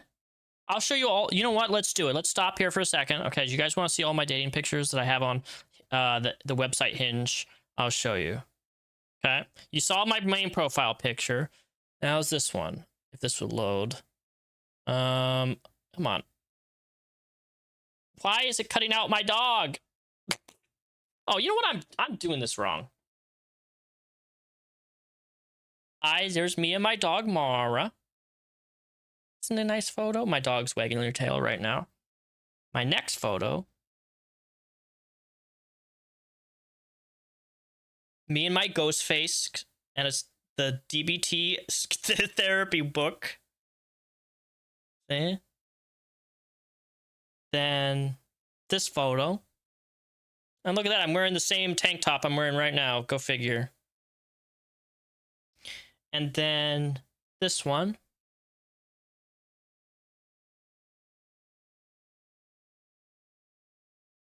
And then this one.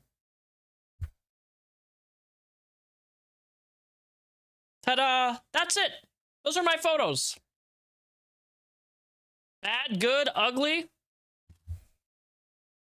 She's also stated repeatedly that she's not a very online person multiple times throughout her testimony. But the wild thing about this is Rowan had sent me a message on my YouTube connected Instagram all the way back on February 21st of 2024.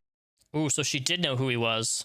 15 months before matching me on Tinder, where she said, you have to do a video on this crazy guy on Twitter who only has like 3,000 followers, but this man is a menace. I even confronted her about this when we first hung out because I found it very strange that she lied to my face when she first met me. And that's not a, dude, Tom, that's not a fucking red flag.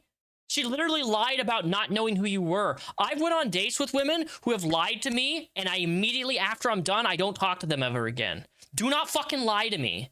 Lying on a first date on something that's specific, and like, I went out with a girl, and the whole date, like, I could tell she knew stuff about me that I was already talking about. Said she didn't know who I was. I said, hey, I looked at our messages on Instagram and saw you DM me over a year ago. Rowan said, oops, yeah, I'm sorry. I didn't want to tell you, but I watched one of your vids a while ago and thought you were cute, but I thought it would be awkward. I responded, that's okay, I was just surprised. She replied, I know I probably look crazy. I said, I mean a little bit, it's okay. I just wish you told me, that's all. She answered, I didn't want to because I thought it would be weird. I'm sorry. Kind of lied about some stuff. I was like a niche internet micro celebrity on Twitter for a little bit too. I'm chronically online and didn't... Write down another red flag! I'm chronically online. Fucking A, guys. If a girl tells you this, or a guy, don't fucking fuck them. want to admit it, lol. I've gotten better about it. Once again, this is just another detail that it doesn't even make sense to publicly lie about, but it's just one of those things that makes me question her intentions throughout the entire relationship looking back. Publicly, she's also misrepresented the end of our relationship. In the interview, it stated that our breakup took place in December, and that after that, she realized how bad it was, and she felt the need to contact Katie, who we're gonna get into later. This is blatantly untrue. We broke up on January 10th of this year, 2026, and she began posting about me on January 14th, literally days later. She says the breakup was kind of mutual, an idea that is just bitterly ironic because that's not the case. Immediately after I told Rowan that I wanted to break up with her, she began threatening to post about me online, and even began attempting to blackmail me into having sex with her again. I don't know what you want me to say to you. I just want to move on from our relationship and have you go be in your corner. You can meet other guys and it'll be fine. I'll go meet other girls. We'll just break. We'll break up. No, you won't, because I'm gonna make it hard for you to ever be in a relationship. Why? Did you hear that? I'm gonna make it hard for you to ever be in a relationship. Oh my god, I am getting triggered right now.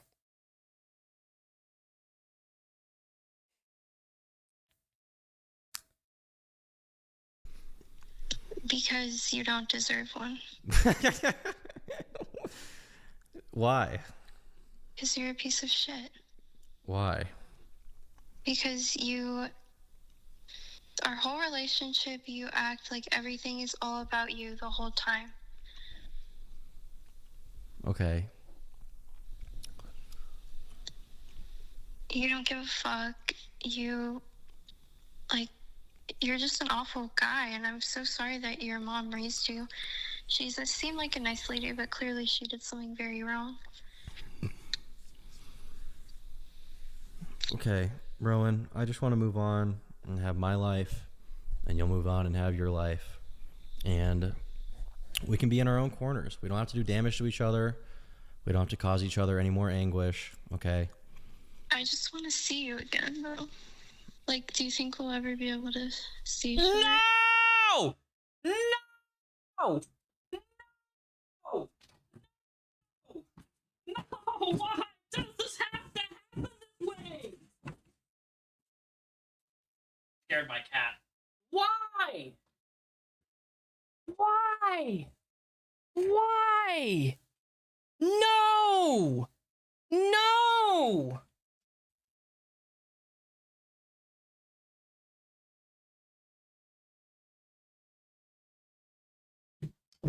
Here's the thing. This is crazy. I want to differentiate. This is crazy BPD. Where they go from, you're the piece of shit, worst person imaginable. You're disgusting. I hate you. I want nothing to do with you. Then 2 seconds later, they're like, I love you. I want you. Come back together again. I want you so much.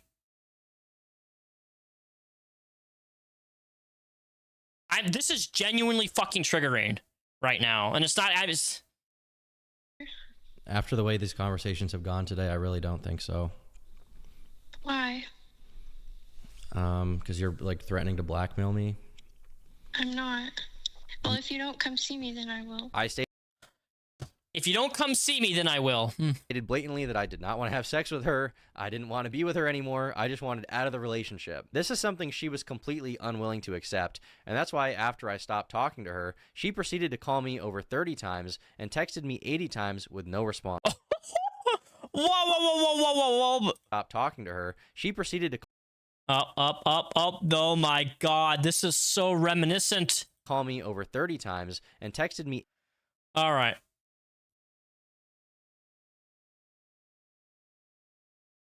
If you don't want me, I gotta read. Look, we gotta read this all because I gotta read this slow because I can't read. Oh.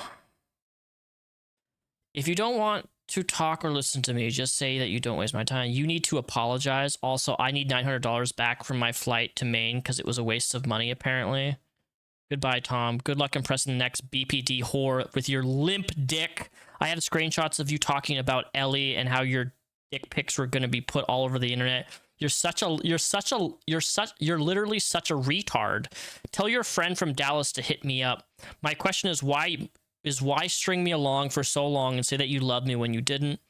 He replies, it's become clear to me that at some point this would be the response I would get it if I were to break up with you, and we've been dreading this slowly. So you just told me that you were talking to other guys over the phone and you just threatened to post about me publicly. Realistically, I can't trust you anyway. If that's why you didn't want to break up with me, because you were scared I'd say wild shit, that's so pussy, bruh. I see why you didn't want me to look you up if that's so bad. You're literally just as bad as the people you make videos about, like fucking the Belle Delphine impersonator and getting your dick leaked is crazy and then telling your girlfriend about it expecting sympathy. Have some self-awareness. You're really just an overgrown man-child in some ways. Also, blah, blah, blah. I also need my money back before you told me to break up with me. You literally sit at home all day and do nothing, have no hobbies except for gym and video games, have a high body count, but you think you're this high value man is crazy. I know whichever girl is unfortunate enough to get in a relationship with you next will go through the same thing I did because you're like so emotionlessly and mean. Also, you're like a man chopped in the face. I had to look past it. I'm done being a hater. Have you have a lawyer? You can't record me with that. Oh my God, dude, this is...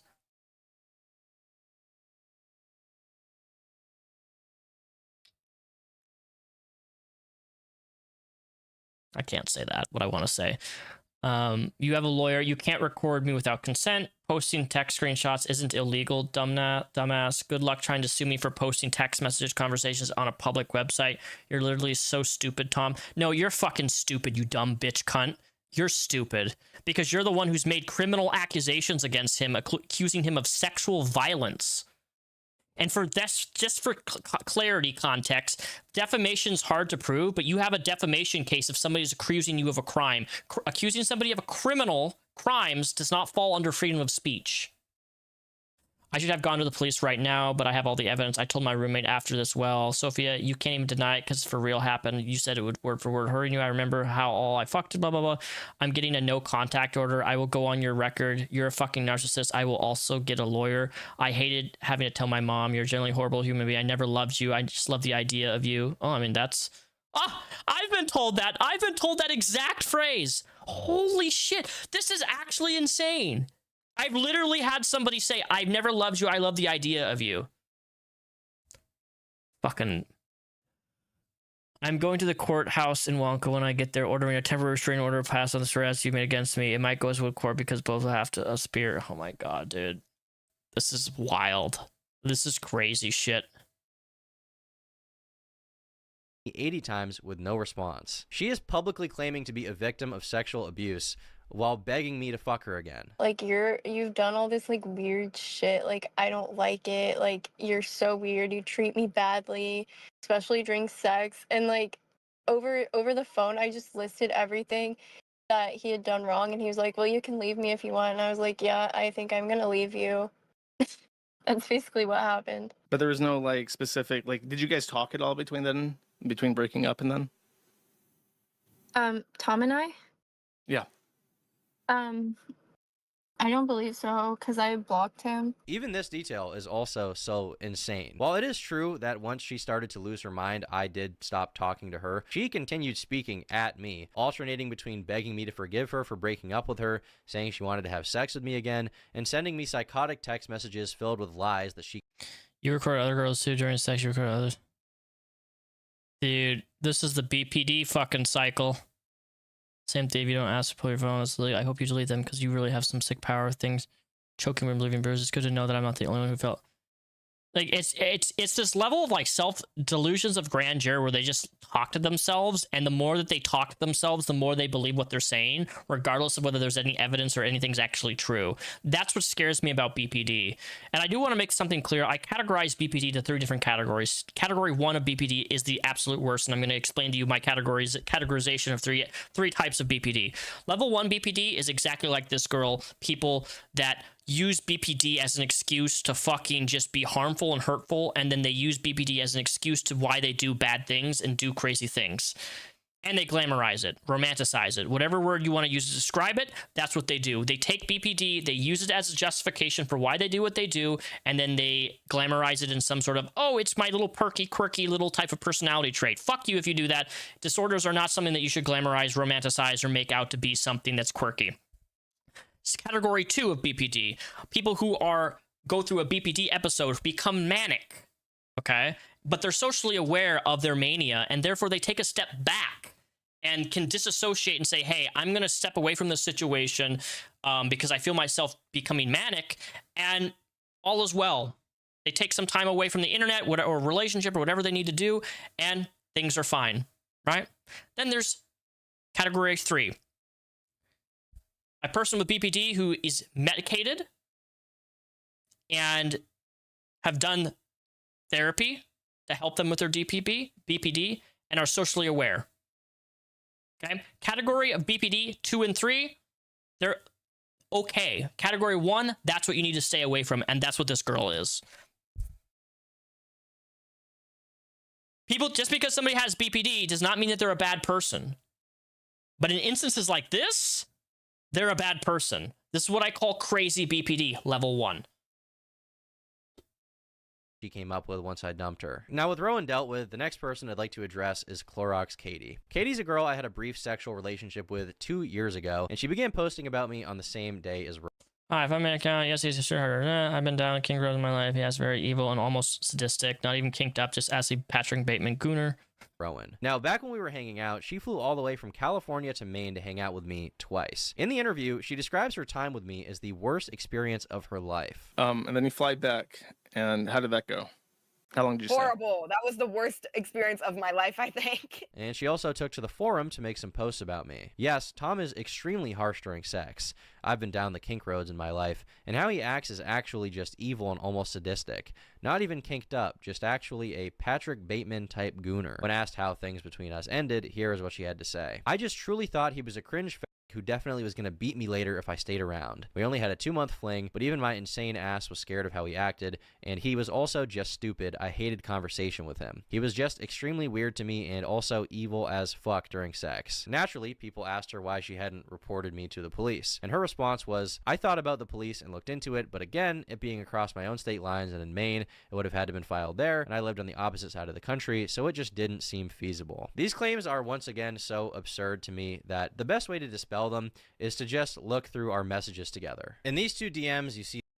Dude, I love stuff like this. Just go through messages. You know, bouncing up and down, so excited. 2 more hours, 1 hour. It's so over, we'll be back. We're so back, just landed. What about, I'm glad you made it home. There's a million storms in the U.S., turbulence.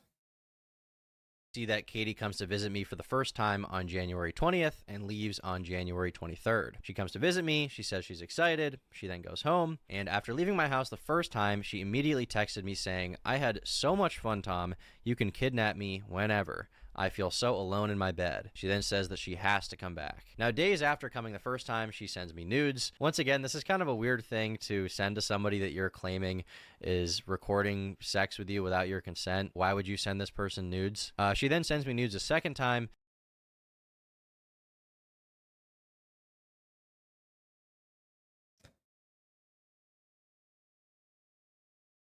says she needs it, says so starved, so deprived, and she says that she misses me so much. I say, let's hang out in March. She says I'm down, but waiting until March will be so hard. On February 1st, Katie says that she misses me. On February 2nd, she slides up on my story and says she is counting down the days until she can see me again. She then says that she needs to see me ASAP, and she misses all the things about me. On February 4th, she says she wishes that she woke up cuddling me. On February 8th, she says she wants to have sex with me again. Once again, this is after the first time we hung out. February 18th, she says she's going to swallow me, and she then sends me naked photos of herself willingly. Keep in mind, once again, she's accusing me of recording sex with her without her consent, and then she keeps sending me naked photos of herself. She even sent me a video, by the way.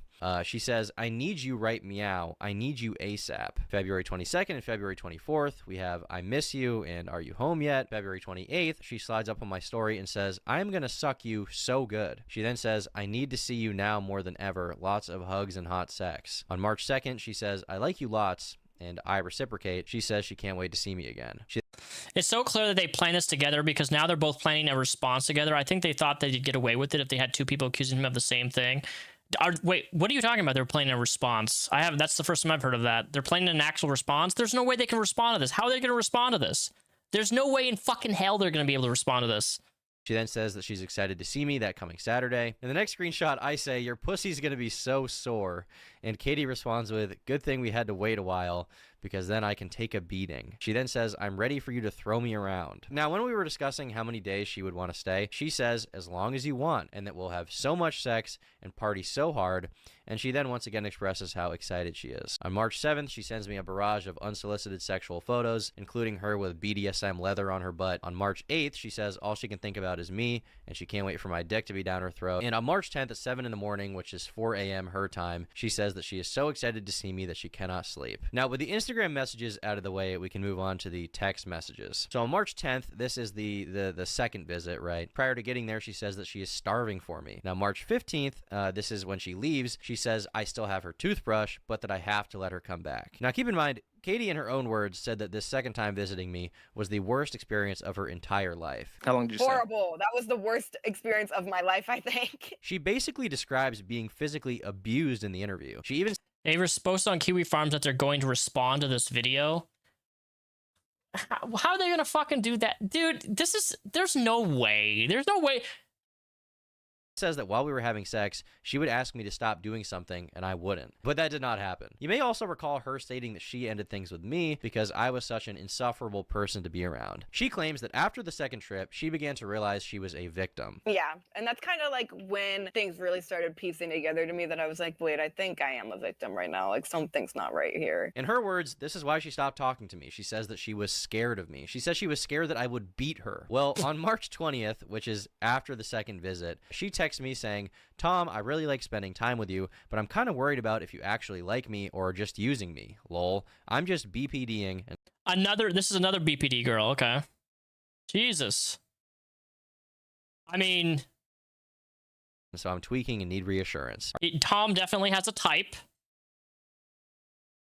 Are you just having fun with me or do we have something? To which I respond, well, I like you and I think you're cool and perhaps we even have something. However, I would make a bad boyfriend, so I don't really want to date anyone officially, I guess. Yeah. I was abundantly clear with my intentions with her. I did not want anything serious at that time. But apparently, this is the period she began to realize the true extent of my abuse, which is probably why after we had already hung out the second time, Katie tries to arrange a third meeting with me, saying she wishes that she was in Ohio, where I was at the time, and I did not reciprocate. After this proposition, she slid up on my Instagram story 12 times. Jesus. All right, look at that. Wish I was I need that shirt. Amazon. Did you get one? Now my friend's cat. He's still cool. Wow, he's so cute. You should get one. Real and true. Damn. September 23rd. He's in a minion suit.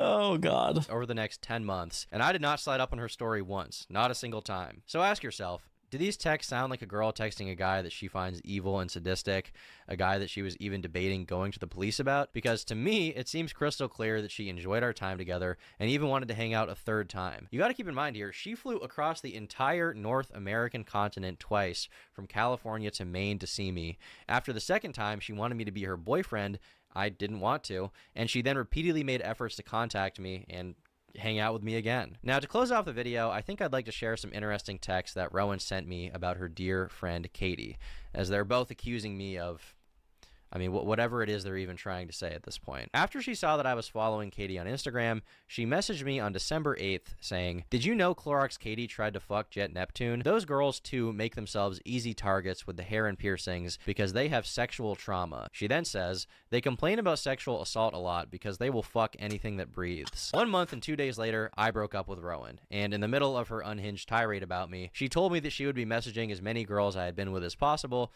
to try and find whatever dirt she could so that she could run to the internet about it. Now, I've seen a lot of people say things to the effect of, you know, Tom's a hypocrite. He gooned. And you're right. I did goon. Okay. I did not stop gooning. So maybe in the end, the hats are more relevant than ever. Anyway, that's about it. I've said everything I need to. Goodbye. I'm sorry. Well, guys, what do we think? That was cool. What are you whining about, dog? I took you potty, I gave you snacks, I gave you even a bone before I started streaming, and what do you want? You want to say hi, Mama? Want to say hi? Hello, Mama. Wow, that was quite a response. I mean, who's it in chat? Taylor, you said that the girls are going to plan a response. Here's the thing.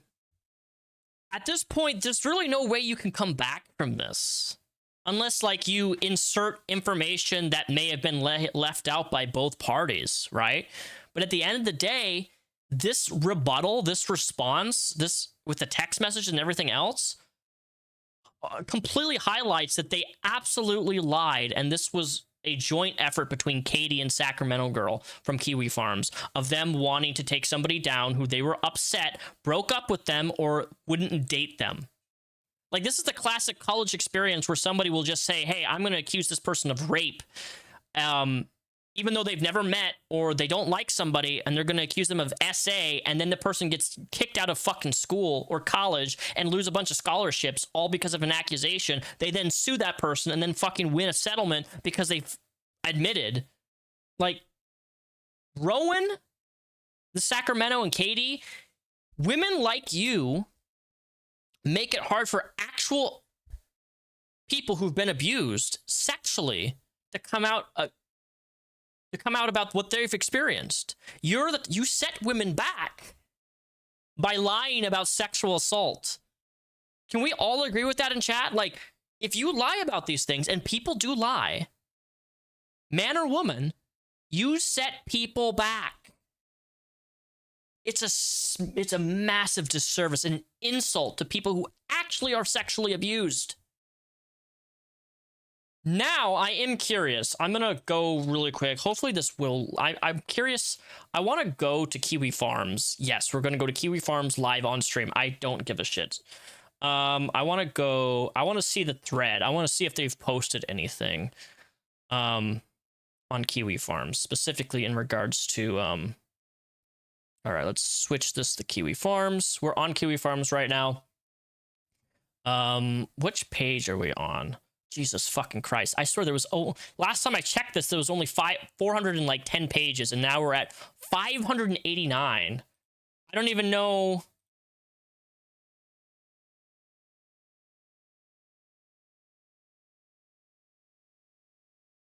All right.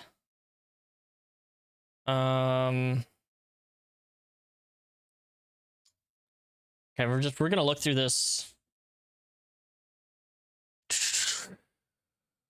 Oh, Noel did an announcement. Wait, what? I'm trying to find this post by Noel. Noel is the owner, creator. I don't want to say creator, but of Kiwi Farms. Is there anything? I don't see anything really. Goes back to the scenario. I don't know what page this stuff would fall under. There's so many posts, guys. The last thing I saw is that he saved the thread, and it was nobody could access it.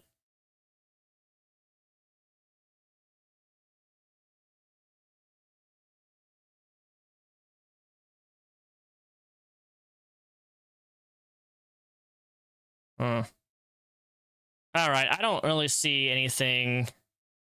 Jesus Christ.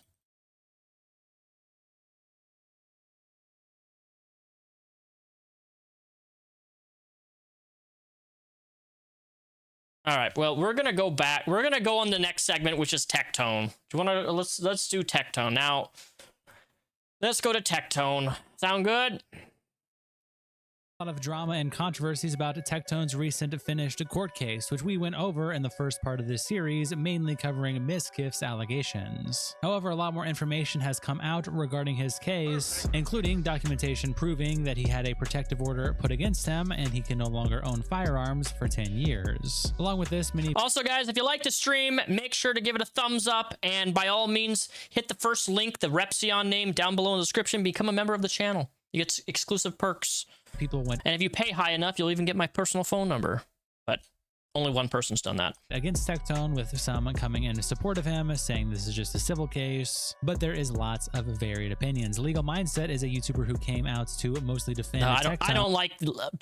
Legal Mindset's a fucking moron. And while doing so, he spoke about a court document that was accidentally revealed to the public by mistake of the county, resulting in a direct response from Pinky Chew herself, calling him out. Various other now ex-friends of Tectone also put out statements like Mujin and Brax, who have now disavowed him, all of which we'll be going over in this video, so let's just jump in. Welcome to the internet versus Tectone's court case. It starts when JStalk tweets out Tectone update. The official protective order was filed with Travis County today, as well as Tectone's affidavit confirming he knows he can no longer possess firearms. Here are the highlights from the documents. The court finds there are reasonable grounds to believe Tectone both essayed and stalked. I should cover Legal Mindset at some point. I don't... I mean, I don't know much about him outside of I've seen a couple things in the last few weeks where I just kind of look back and I'm like, wow, this guy's a moron. I don't really know about him at all too well. I mean, I could look into him. I don't really know, other than what I've just seen in the last 2 weeks, that I really disagreed with some of the things that he, like, I saw he was talking about one of the, I think it was the Tectone situation or Ms. Kiff situation. I don't remember which one it was. But he basically said, like, this girl's medical documents, which are sealed, by the way, need to be unsealed and shown to the public. And it's like, bro, that's fucking weird. No, people's legal documents medical documents should not be released to the public. That is personal and private information. Pink. The court believes it is likely the stalking would persist if he is not legally barred from ads.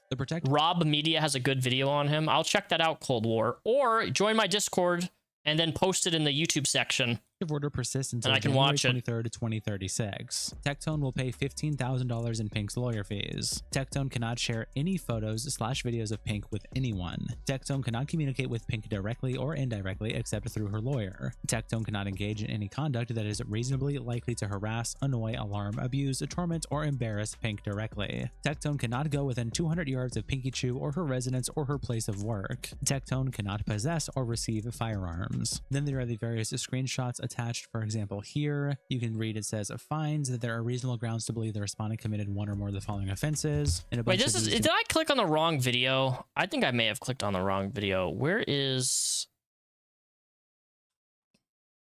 One second, let me pull... I did click on the wrong video. I'm looking for I had a video up here on the Tectone...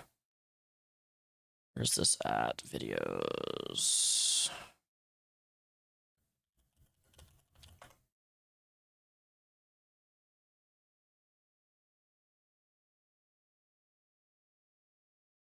Oh, you're fucking yourself so hard. Oh, this is here. Destiny. I don't want to see fucking Destiny, but I will. Maybe I can. Does he have? Fuck. I had this linked out, and my link's not working. It's. I had the transcripts up here. Don't remember.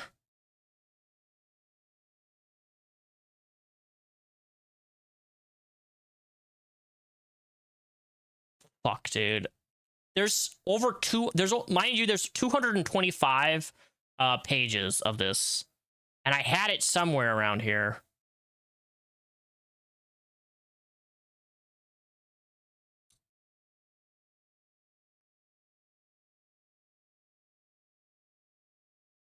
Oh, here's one of them. So this is from the official transcript of the Tectone 220. There was 225 pages, and this is a real statement by Tectone himself. And he said, "I'm not going to lie, unfortunately, is that I have a fear of vaginas." He said this in court. "It's for me to look at vaginas. I'm a straight man, but something about them just scares me. And so, when I lost my virginity, I had to even close my eyes just to kind of get through the motions. Sorry, am I rambling? What was the exact question?" Imagine marrying a man, and mind you, he's engaged for a second time now. He's engaged right now to a woman, and he has a fear of vaginas.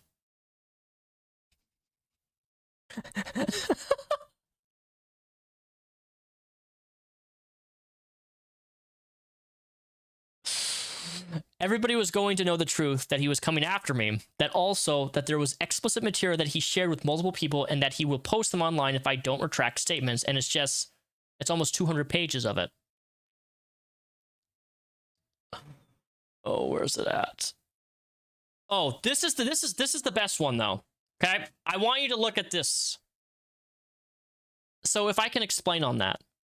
With all of these things that have come out, I lost pretty much a large chunk of my audience. So Tectone lost a huge chunk of his audience for a couple different reasons. For those of you who don't know, Tectone's dad is like a convicted rapist, like charged for actual sexual assault. Not even just one time. Like his dad is disgusting and is a sex offender. I just want to put that out there for the record. So he lost a pretty large chunk of his audience, and content creators kind of pivot, and he had to pivot what he was doing on other topics, so they'll lose access to the demographic. So originally, I never really covered anything political or talking about, white privilege. But yeah, I would say my content definitely had to find a new route on how to be successful online. And so unfortunately, I had to make a little bit more extreme comments to be successful in the career that I am in now. So for those of you who don't understand what this means, what he's saying here is that because he was canceled and because his career died, he started to appeal to the alt-right, super right-leaning conservative talking points, also known as grifting. This is what an actual grift is when you start going into politics and saying crazy super alt-right things in order to get people a whole new demographic and a new audience, that you don't actually believe the things that you're saying. You're only doing it to get following, to get more people in your demographic and to create yourself back into the content creator world. So it's all fucking fake. Like, it's completely, anything that he has to say on any sort of political issue is fake. And I don't know about you, but I don't want to follow somebody. I don't want to listen to somebody. And I don't want to see somebody ever in my feed if they self-admit that the only reason that they think and say what they do is to get an audience. That is purely exploitative. That is purely grifting. They don't have any morals. They have no ethics. They don't stand by anything. They just say whatever can garner them an audience back, and that is fucked up.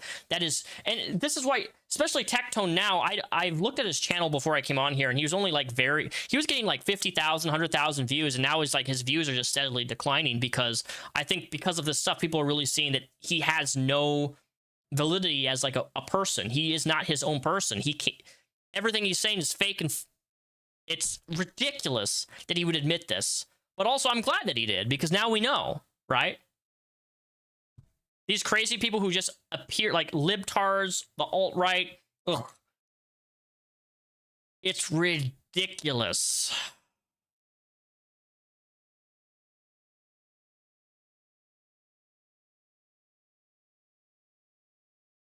Now, let me pull this, he have on his video, let me see. I swear to God, I don't know if it was a full stream or not. All right, here we are. We're on his channel here every day at 9 a.m. Oh, what's the 1 minute ago? A lot of you guys are wondering why me and this Mizkif guy don't really like me. I can just like give you it. the long-winded version. which I'm sure you guys have heard throughout, you know, the years about why me and Miz don't like each other. But to be honest, I'm just going to be completely legitimate. All this is optics. This is a guy who's scared of vaginas, mind you.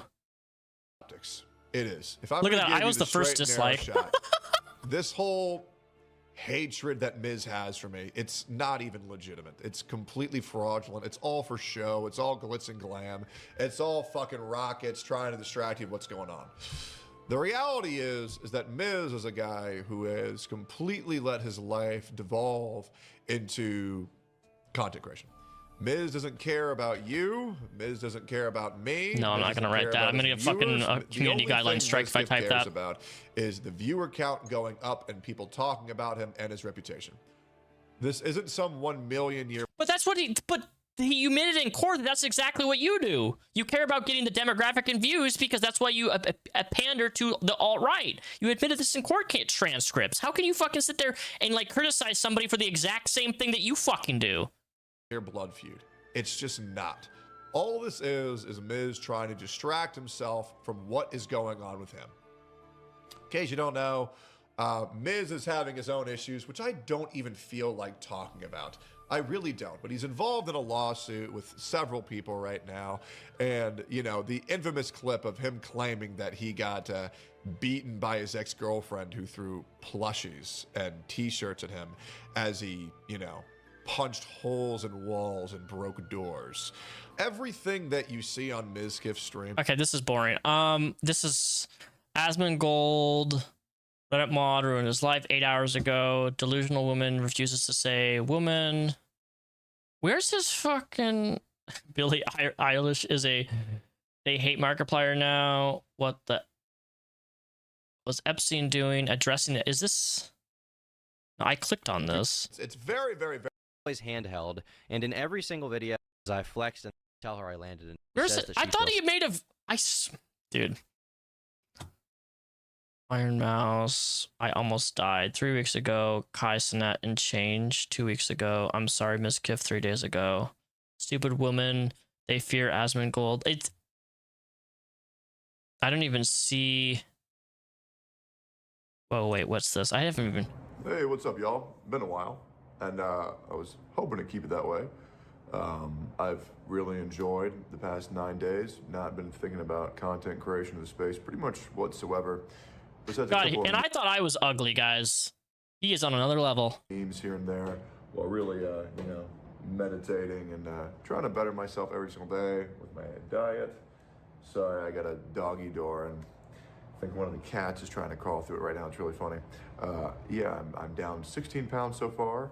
What sucks is some of my lifts are taking a hit, which is a shame. I used to be able to do 225 for 12. Nobody cares about your weight. All of my attention right now. It's a great new card game that Riot just came out with. Nobody cares about a fucking card game. Yep, we're back here again. Only this time with 2 funny additions. We got Asmongold and Emerald. Yes, Mizkif is suing Asmon and Emerald. For does he not talk about any of his own shit? I'm gonna be real. This is gonna be the shortest video ever because there's nothing really else to say. Like, has he? I swear, maybe he was like on a live stream talking about it. Besides the fact that Miz, you went live on camera and you admitted that Emmy was right about everything that known as. So he's just talking about. Is that all he does? Talk about Hassan Piker. Oh, he has a video on Faith. Oh, I want to see this. Hey, what's up, y'all? I just kind of wanted to make a video, kind of just talking about what's going on in my head. And I think what I'm about to say is going to be very relatable to a lot of people because I've kind of been talking about this to some of my friends lately, and they say that they kind of have a similar experience, and they kind of want to give this a shot with me. But that's right. Fucking. I'm gonna be on, dude. I fucking hate that. I hate that YouTube. Do you see this? YouTube has 3. They have videos, shorts, and live. I always, no matter what channel I'm on, I always forget that there's a fucking different tab. Here we go. Yeah, look at this. See, this is. I hate the fact that it should be all combined into one, videos and like live streams. Personally, like having them in separate tabs always makes me forgetful. Live from prison. I'm back. Let's talk about it. Which one is it? I'm live. Let's talk about it. It is.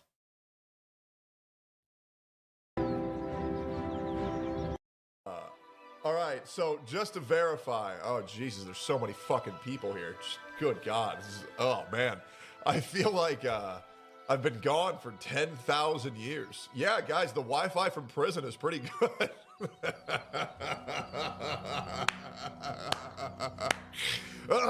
Sorry.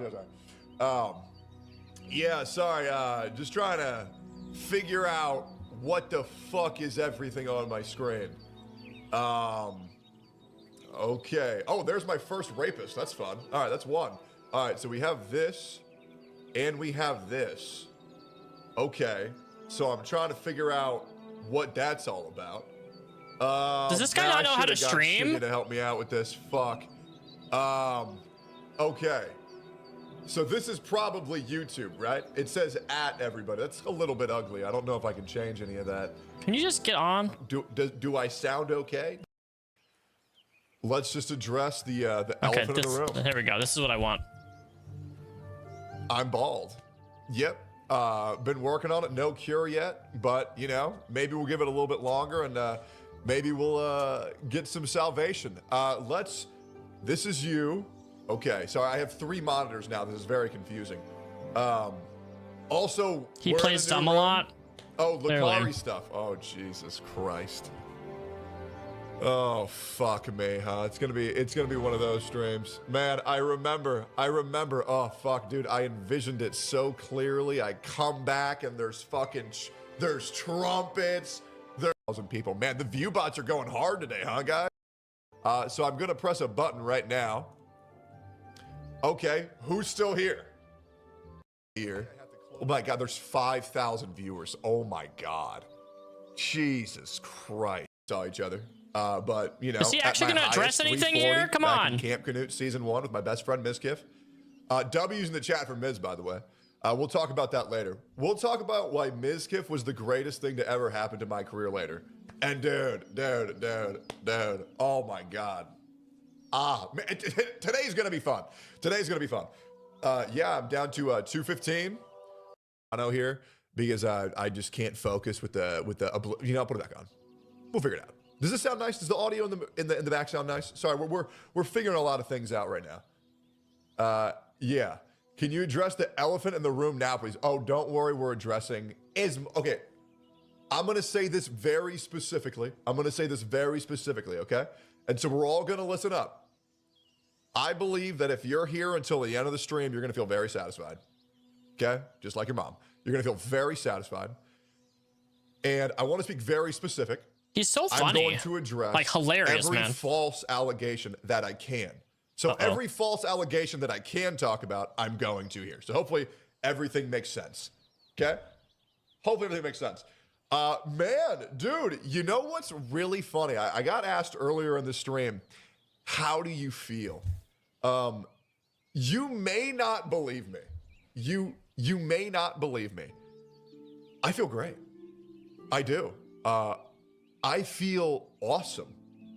7,000 on YouTube? Jesus. So Dr. Ninja, he has a 10-year stalking order on him. And he got his rights, his guns taken. He can't have guns anymore. Christ. Okay, so if we have 7,000, that means there are at least like 300. And the court ruled that there was sexual assault that was involved in the stalking. What has been really fun is seeing how many people think they know how the law works. Thank you, Brain Fart Queen. Have a good rest of your day. Thanks for stopping by. Hope to see you again. It's so cool. I've never seen more lawyers in my entire life.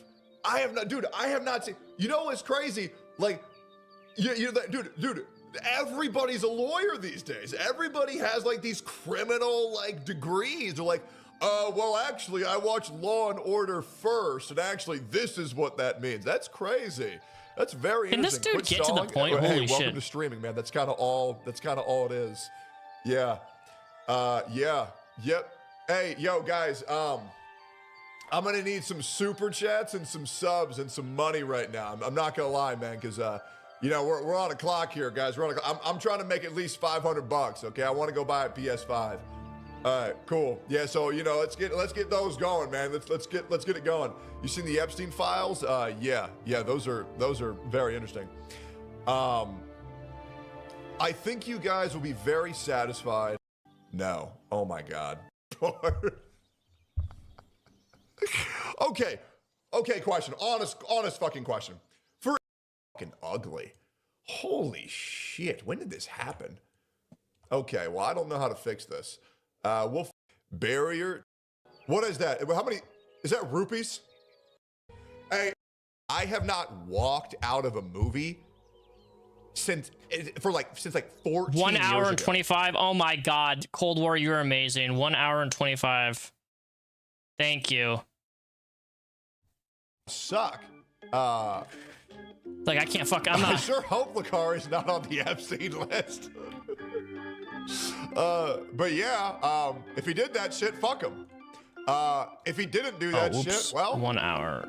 Let's get this shit figured out in the room. All right.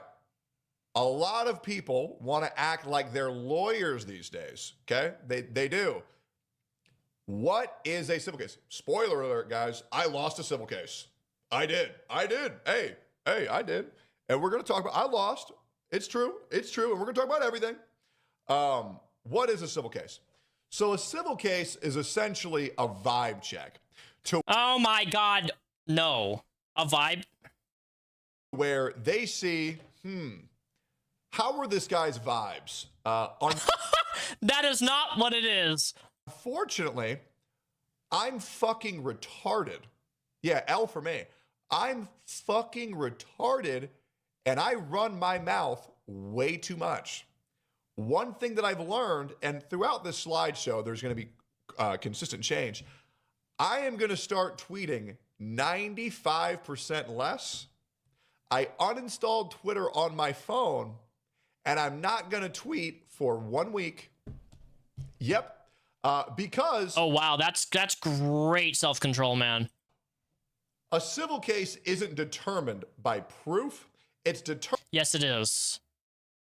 There's a judiciary discovery process, just like any other thing. Civil, it doesn't matter if it's civil or not. Determined by vibes. And usually the way that court cases work for like criminal cases is you need to have proof to prove that someone's guilty. But in a civil case, I needed proof to prove that I'm innocent, which was hard, and I'm a bastard. So essentially, the court decided that I'm a vibe rapist. Yeah, and my vibes were fucking terrible. So the thing that I learned is, Tectone, stop fucking tweeting. Because my vibes are fucking terrible. And I don't think I've ever been on Twitter and done something where I was like, you know what? I'm going to tweet something that's positively going to affect my life. But yeah, the vibes are fucking off. The vibes are off. All right, so I lost the vibe check. It's true. Next up, are you going to jail?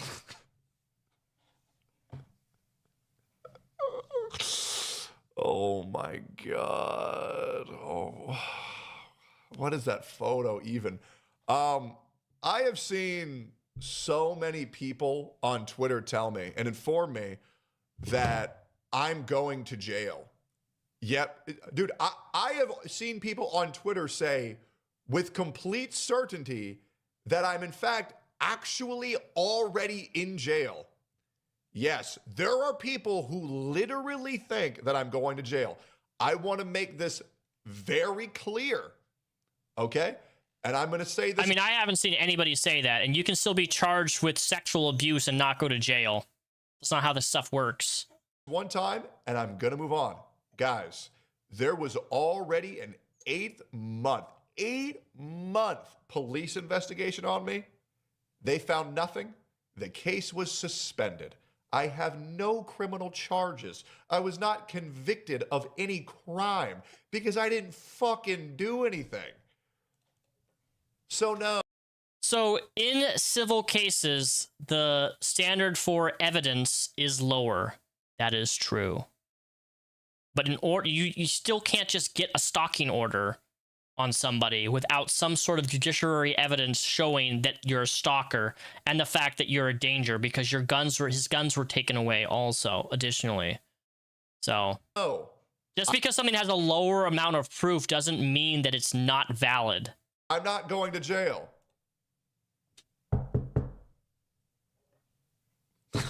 No whammies, no whammies, no whammies. We're not going to jail. We're not going to jail. I'm not in jail. I'm not a fucking criminal because I didn't fucking do anything. They let you stream from jail? Well, okay, well, if I do go to jail, expect some collabs with Jeffrey Epstein and P. Diddy. Yeah, which apparently I've also heard that I'm way worse than them.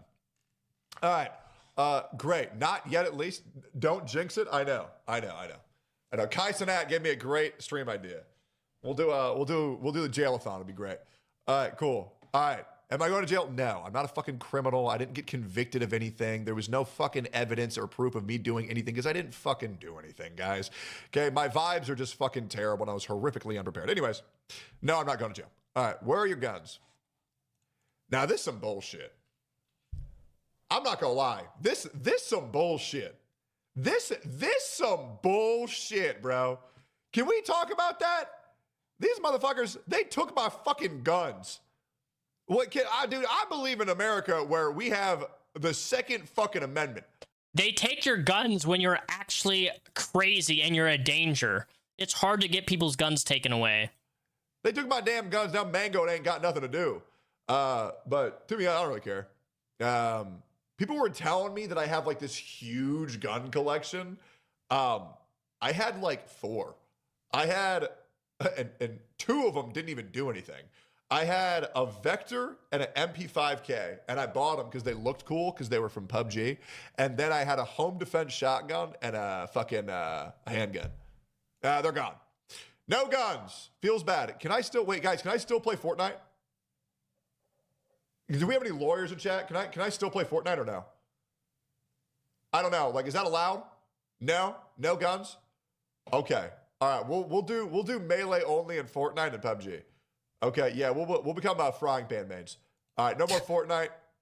None of that. All right. Cool. Let's go to the next one. Oh, I can't play Kafka either. Oh my God. Okay. Well, all right. No guns. No guns on stream. None. All right. Moving on. How does this impact you? Guys. I cannot go to jail. Did you know that there's no Genshin impact in jail? Oh my God. Oh my God. Oh my God. How do people find this guy entertaining? Like, genuinely, dude. This is so boring. Bro, you can't play Genshin Impact in prison, guys. I would not last a day, bro. My Genshin baddies won't be there. You know that's the one thing I will say. How does it impact you? None, to be honest. Nothing about my life changes at all. Genuinely. I have seen so many people telling me this guy's life's over. This guy's career's over. This guy's fucked for life. Guys, I live in San Antonio around nobody else. This doesn't change my life at all. It literally does nothing. The biggest change that this is going to make is that, and I guess I'll just say it here, WestJet will no longer be using AI Tectone in his videos.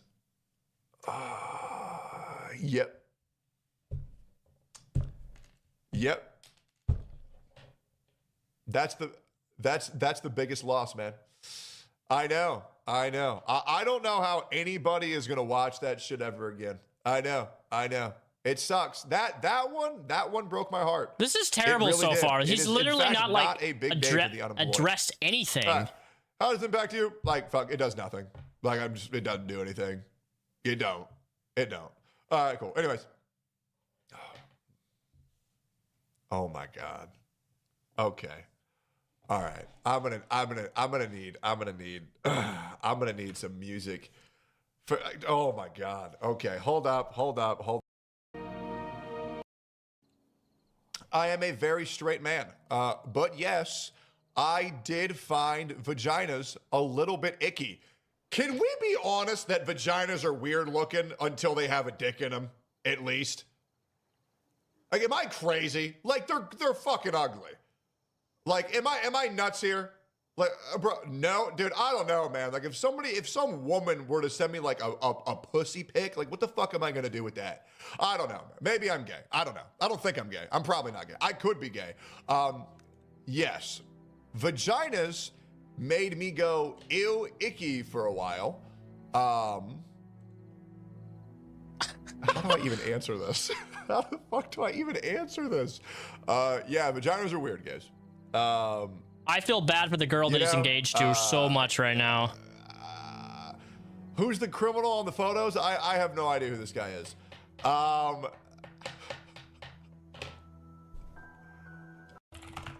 Here we go. And we're gonna have to figure this out. For some reason now, the internet must know, do I have a micro penis or not? I've thought about a couple options. This is so stupid. Fucking thing. If you think that's the weirdest thing that Miz has ever done, little weird. The guy, in case you can't tell, non-disclosure agreements, NDAs, generally cannot legally cover up crimes or anything for views. Go into Honkai, I go into Wuthering Waves, I go into general commentary, I go into reacts, I go into politics. Absolutely. And do I say things exaggerated that maybe I don't mean as much? Absolutely. You're the P. Diddy of gotcha. Big black elephant in the room. Apparently Lucari had a little bit of a notepad leak. Okay, this is boring. I'm sorry. We're already past the 2-hour mark. I'm not going to fit. So one of the things about, so his stalking order was for 10 years. And here's the thing you have to understand about stalking orders. In the state of Texas, apparently 70% of stalking orders are granted, but that's not the thing. That's not that why that is correct. The percentage of that is much lower. The standard is much lower due to the fact that it was 10 years. They don't issue 10-year stalking orders. That is extremely difficult to get, which means that there's judiciary evidence some point, and I think that we're going to find out eventually on the court granting that for 10 years, because that's not the standard. Courts always go with the standard of 2 years of a stalking order, and he got 10. Which is just crazy to me.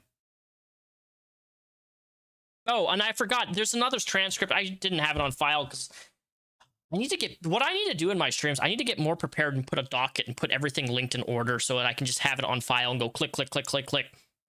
I was so rushed today to get back here to stream because of my interview that I had. I didn't give myself enough time to get everything prepared. So for that, I apologize.